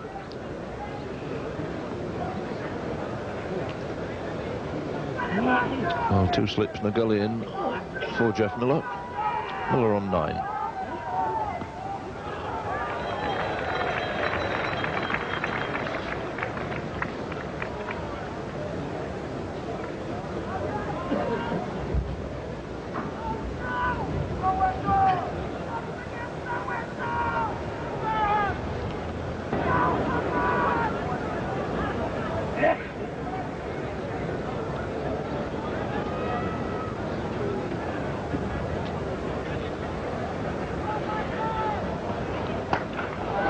That's a fine shot.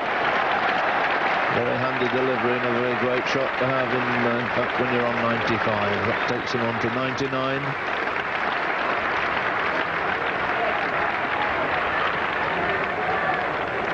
Beautifully timed, this one. It doesn't quite go where he was aiming.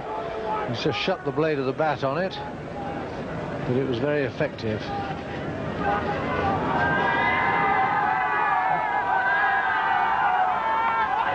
That's it. Beautiful shot, square on the offside. 4 runs for Alan Lamb. Takes him through to a very, very well-deserved 100. He's had to battle hard for these runs. 103. Been in there a long, long time, but I can't recall him giving a chance, and that's quite an accomplishment against this sort of pace attack. It's 103 coming out of 273 for 6. 234 balls he faced. He's hit 12 fours, and it's his 4th Test match 100. He found his runs at last. It's his first-class 100 this season. So 273 for 6 with Lamb 103 and Miller on 9.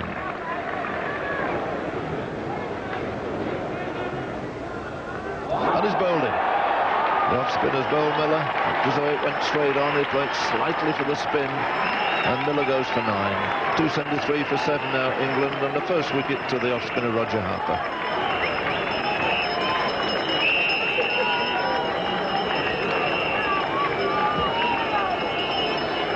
It is, perfectly straight ball, pitching off, hitting off, and he simply played down the wrong line.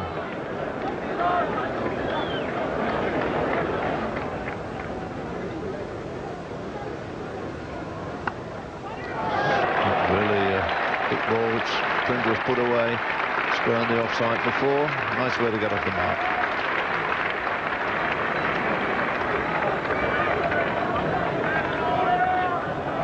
The umpires are conferring about the light, but I wouldn't think the England players would want to go off at the moment.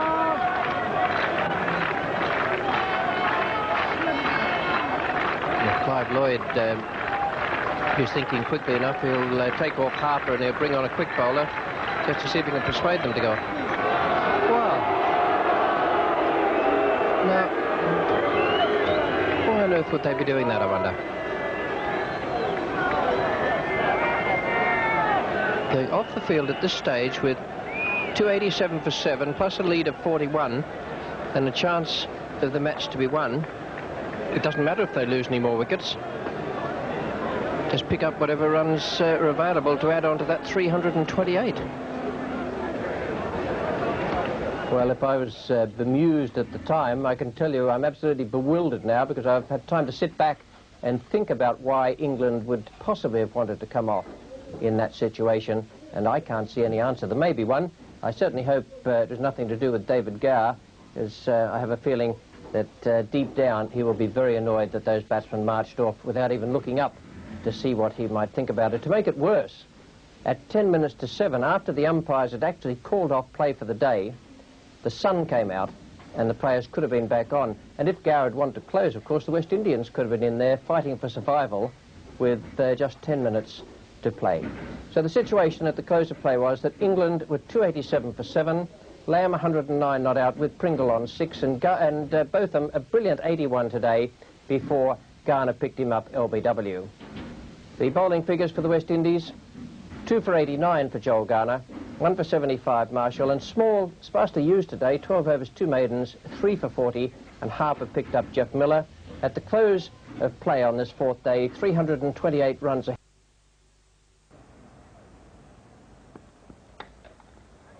4 runs, first runs on the board for the West Indies. Good shot from Gordon Greenidge. Willis has bowled him some very accurate stuff, very probing, quick, on the spot. He's defended well. Another good shot off the short one. He really does play that shot in a marvellous fashion.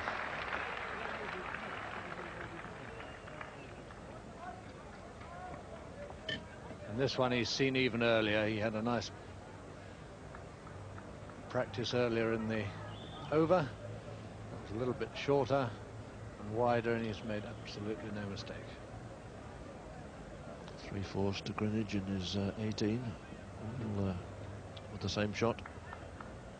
Not, in fact, many better square cutters in the game of cricket than Gordon Greenidge. He's gone on to 18 now, the total on to 22.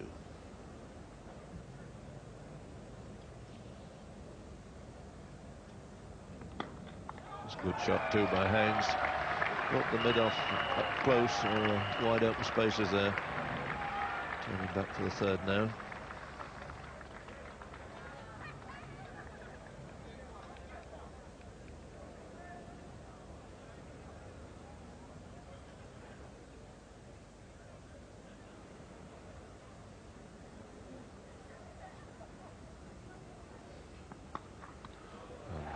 Shot turn off his legs.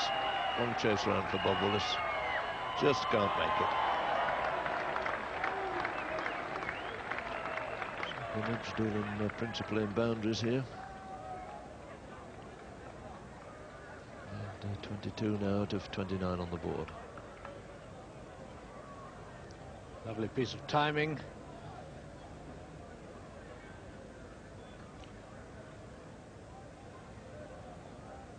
So Greenidge in pretty good form, and he hasn't had much of a series so far. This might be his day.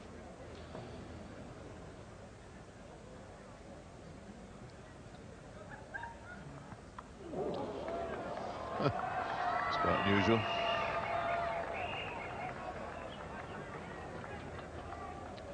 Ducked underneath it, but left his bat there.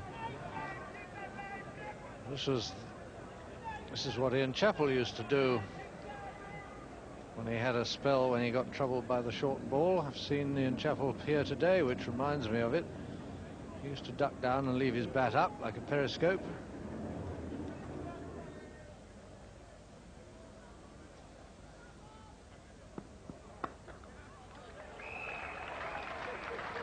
Chase for Broad there this time. And once again that's beaten him.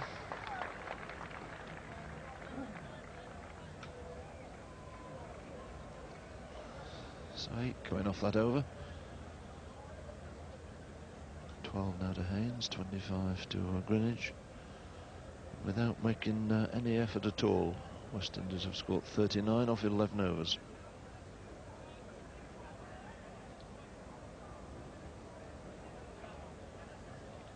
Still leaves them requiring another 303.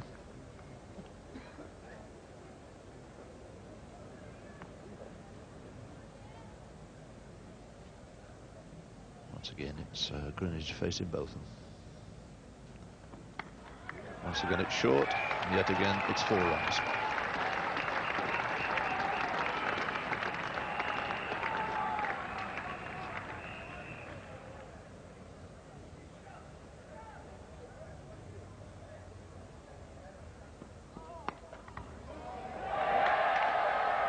Absolutely straight to Lamb, and in the air. One wonders whether he might have changed his stroke just on the call of no ball. Would have been out, but Willis's foot just over the line.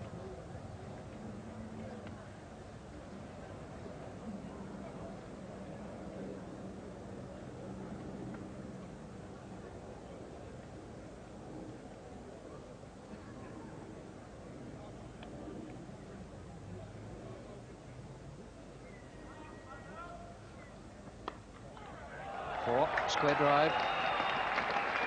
Just whizzing past Graham Fowler at point.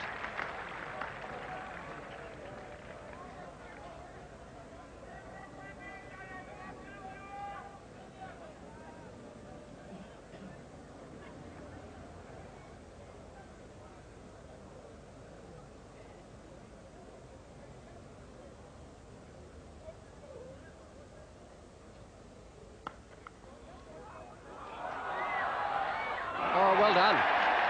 Nice piece of fielding by Lamb. I don't think there was one there for Desi Haynes. He looked, there was a hesitation, and Greenwich quite properly sent him back. Lamb had to hit the stumps. No one could get in that quickly to back up. First wicket goes down not because of the bowling, but because of a brilliant piece of fielding by Alan Lamb.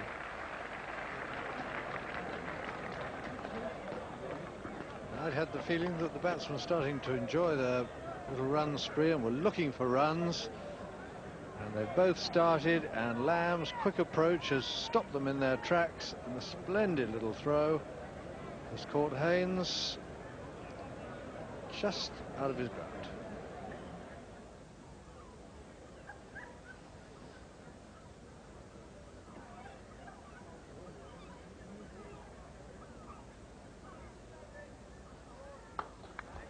It's 4 runs and a delightful stroke too.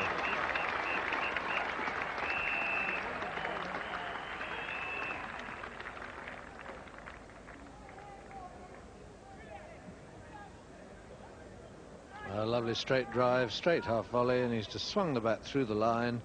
Really the easiest shot in cricket, and sometimes ignored by even good batsmen. It's just such an easy stroke if you have a mind to it. 66 for 1. Here's Pringle.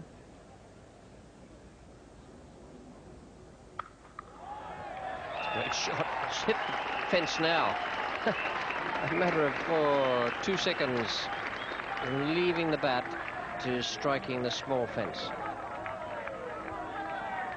And the two key things, look at the right foot, absolutely square to the popping crease.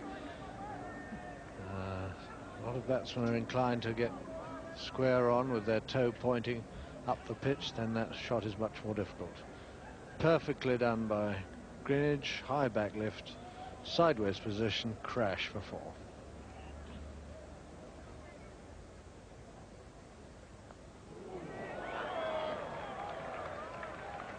Four more. Don't think he quite meant that. Well, he's done all the same things like the one he hit for 4, but that one has really bounced from Derek Pringle, and he's 6'5".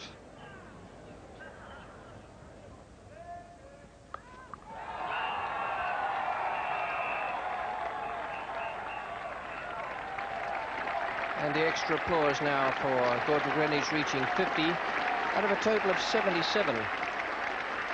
And he's not merely dominated the morning with run getting, he's done it with his stroke play. Just been very, very nice to behold. 77 balls only he's faced.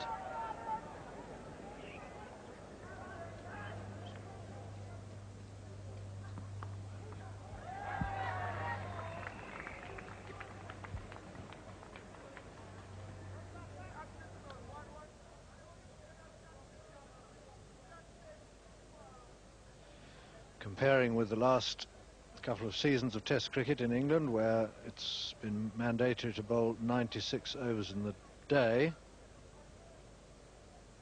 so we've been losing, as it were, over an hour's play every day. It's a great shot. Had some really good shots this morning, Gordon Greenwich. Stung by the fact that success hasn't come his way in the Test so far. Yes, every half volley he's really leaned on.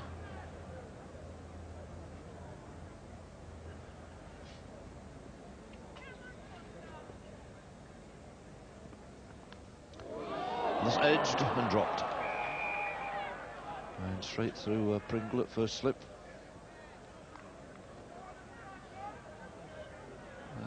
Pushing by Gomes there, gets an edge. That certainly looked as though it carried. See it from the other end. Outside edge. Oh, and that's straight in. Or rather not straight in, but comfortable high trailer, low to his left, but those have to be taken. Miller ran the wicket to Gomes. Short, forced nicely off the back foot, and again that ball gathering pace will go through for 4 runs down towards the Tappen boundary. And this is where Miller mustn't bowl to Gomes, giving him the necessary width to get back. Crack it away for 4.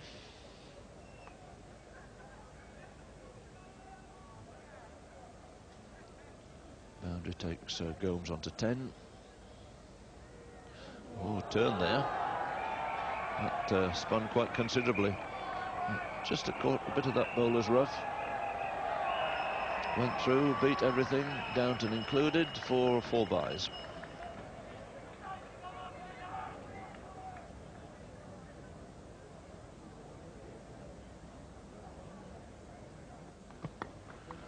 There's a bit of an onslaught too from Gordon Greenidge. Beautiful shot.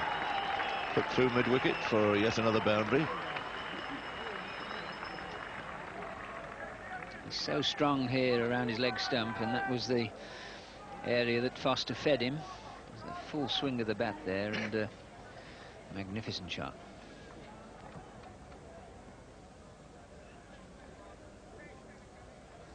Miller to Gomes.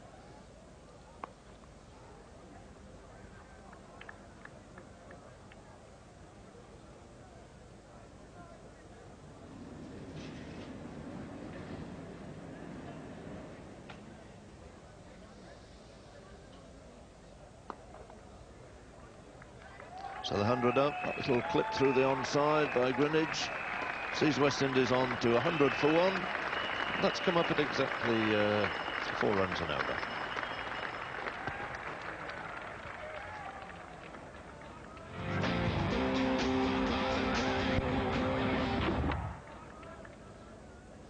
New over from Neil Foster. Greenidge on 61.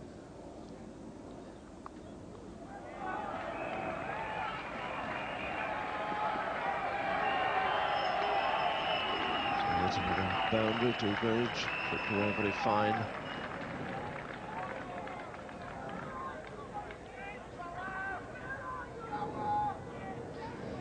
Neil Foster straying down the leg side again, and his natural line's around off stump, and that's where he's got his field set.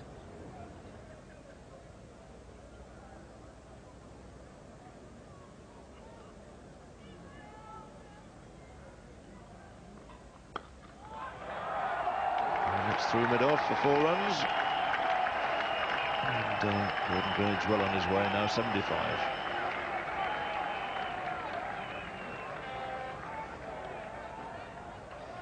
Well, Greenidge is getting a 4 every over now. Hit that slightly on the up, wasn't quite at half volley length. It shows a measure of his iron technique and how he's putting the two together in what's becoming a very dangerous innings for England.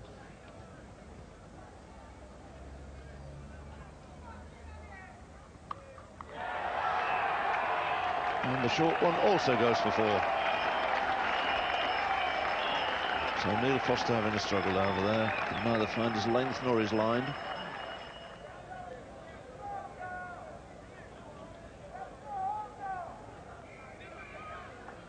So Willis.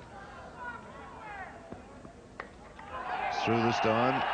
Yes, the quick single for Gordon Greenidge. Up goes the bat, up go the arms. Super 100 this. Really has played exceptionally well. 100 out of 149 for 1 has really set West Indies on their way.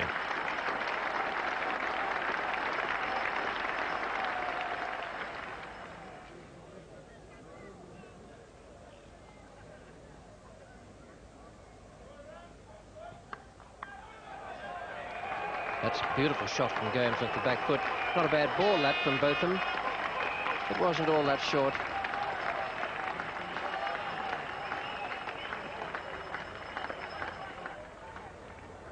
100 partnership comes up with this stroke from Gomes, beautifully timed and nicely positioned.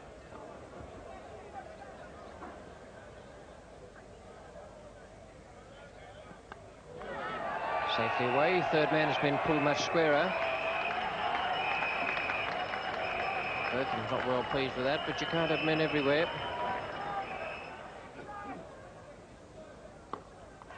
That's a good shot. Again, excellent use of the feet there. Knew exactly what it was all about. He's cracked it straight before to bring up a very good 50 for Larry Gomes.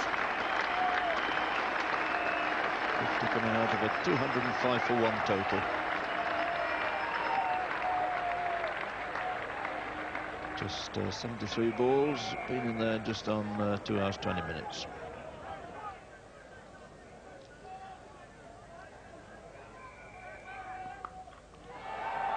That's hoisted away, that's over square leg and into the crowd. 6 runs to Greenwich. 139 he goes to now. Botham the bowler to suffer.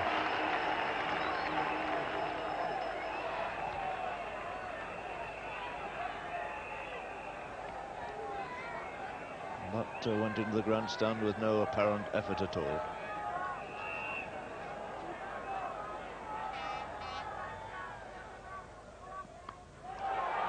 Swash that high and wide off the offside.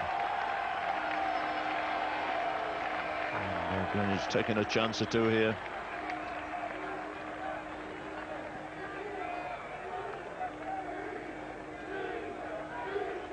Really let the bat go here. Short of a length. Undercut that.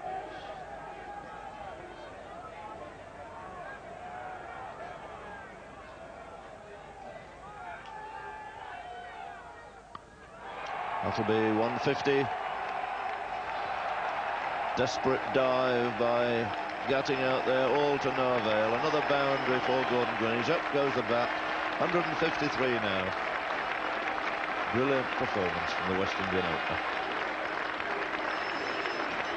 He's got all his supporters with him, and they've enjoyed every minute of this great innings. 1-6, 22 fours in his 150. And West Indies have brought the difference down now to only 93.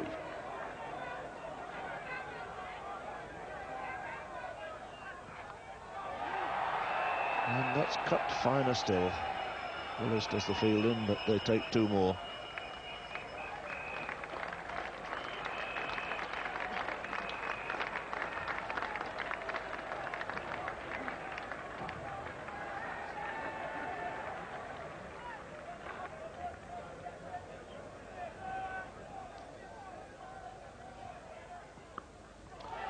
That's coming away, just pitching in front of Fowler. And a flick of the wrist there by Greenwich. It carried a long way, didn't quite reach Fowler out at deep square leg.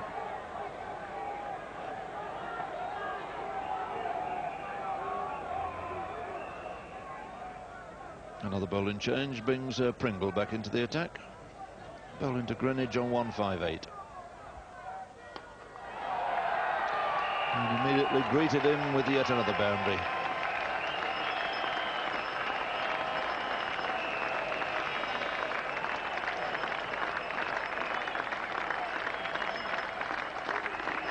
Another fine shot from Greenwich. There's the old Bajan seashell.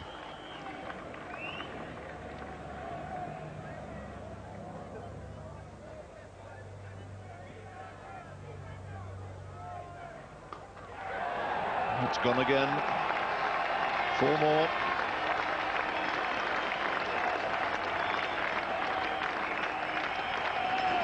And an encore from our friend.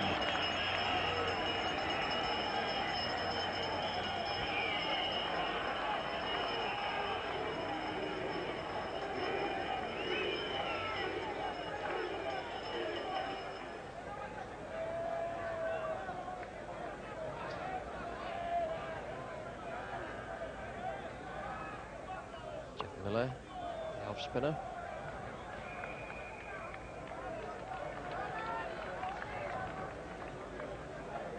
David Gower is moving his men around for Gordon Greenwich.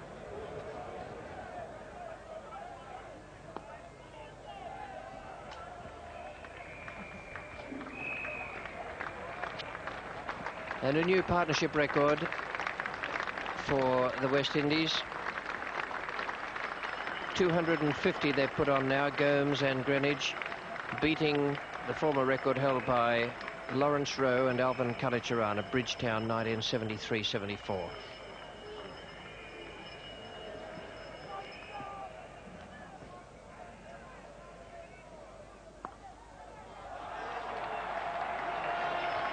Well, it was a good shot, but it made it a little easier by being a full pitcher on leg stump with no man in the outfield on the leg side. Well, this is fairly typical of England's out cricket.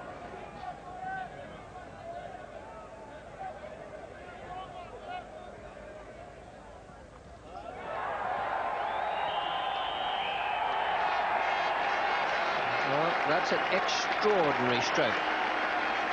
It was just as he played it, he had the feeling that he hadn't quite middled it. In fact, he did, and he's hit it for 6 and gone past the 200 mark to become only the 9th cricketer in the history of the game to make a double century at Lord's.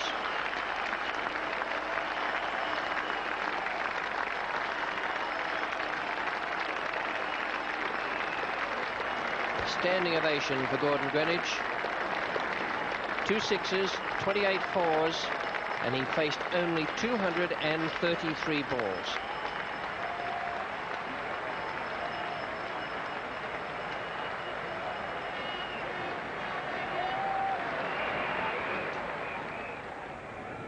Only 18 runs needed by the West Indians.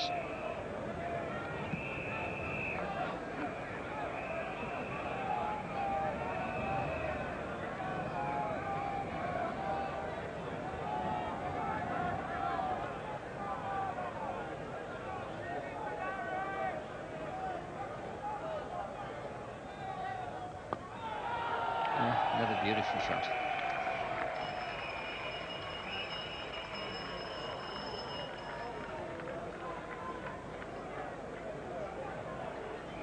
So it's 3:29 for 1 now. Vivian Richards waiting to come in, but he won't be all that eager to get out there now. There's no challenge about it. And quite right of Greenwich and Gomes to play carefully and make sure they don't get out.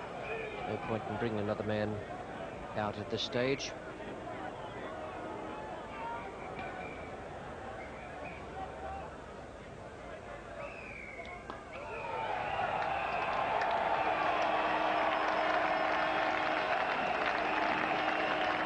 Not sure he didn't get that off a rather thickish inside edge. Yes, he did, and it was also off round about middle or middle and off, which makes it even more difficult for the bowler to know exactly what slot he's trying to put it into. There's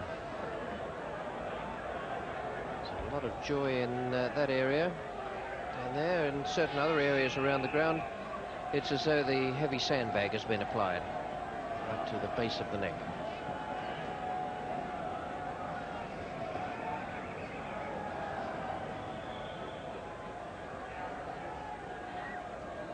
Ian Botham, by the looks, to make the final gesture, coming up a short run.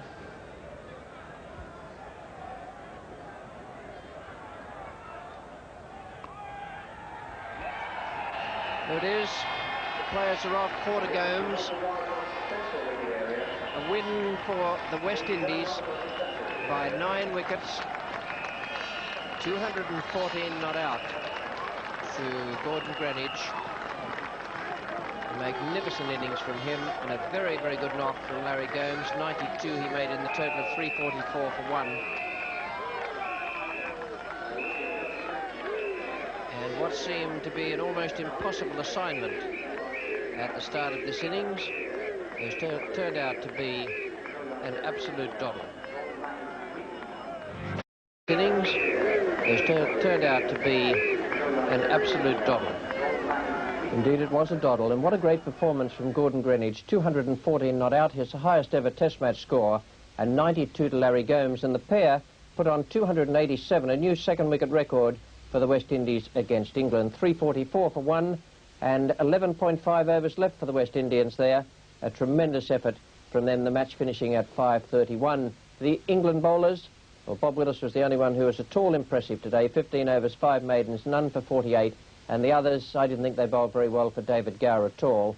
Normally, they bowl a very good line and length, but today that was absent. And so too was the catching skill. They put down 3 chances, and you can't do that to this West Indian side.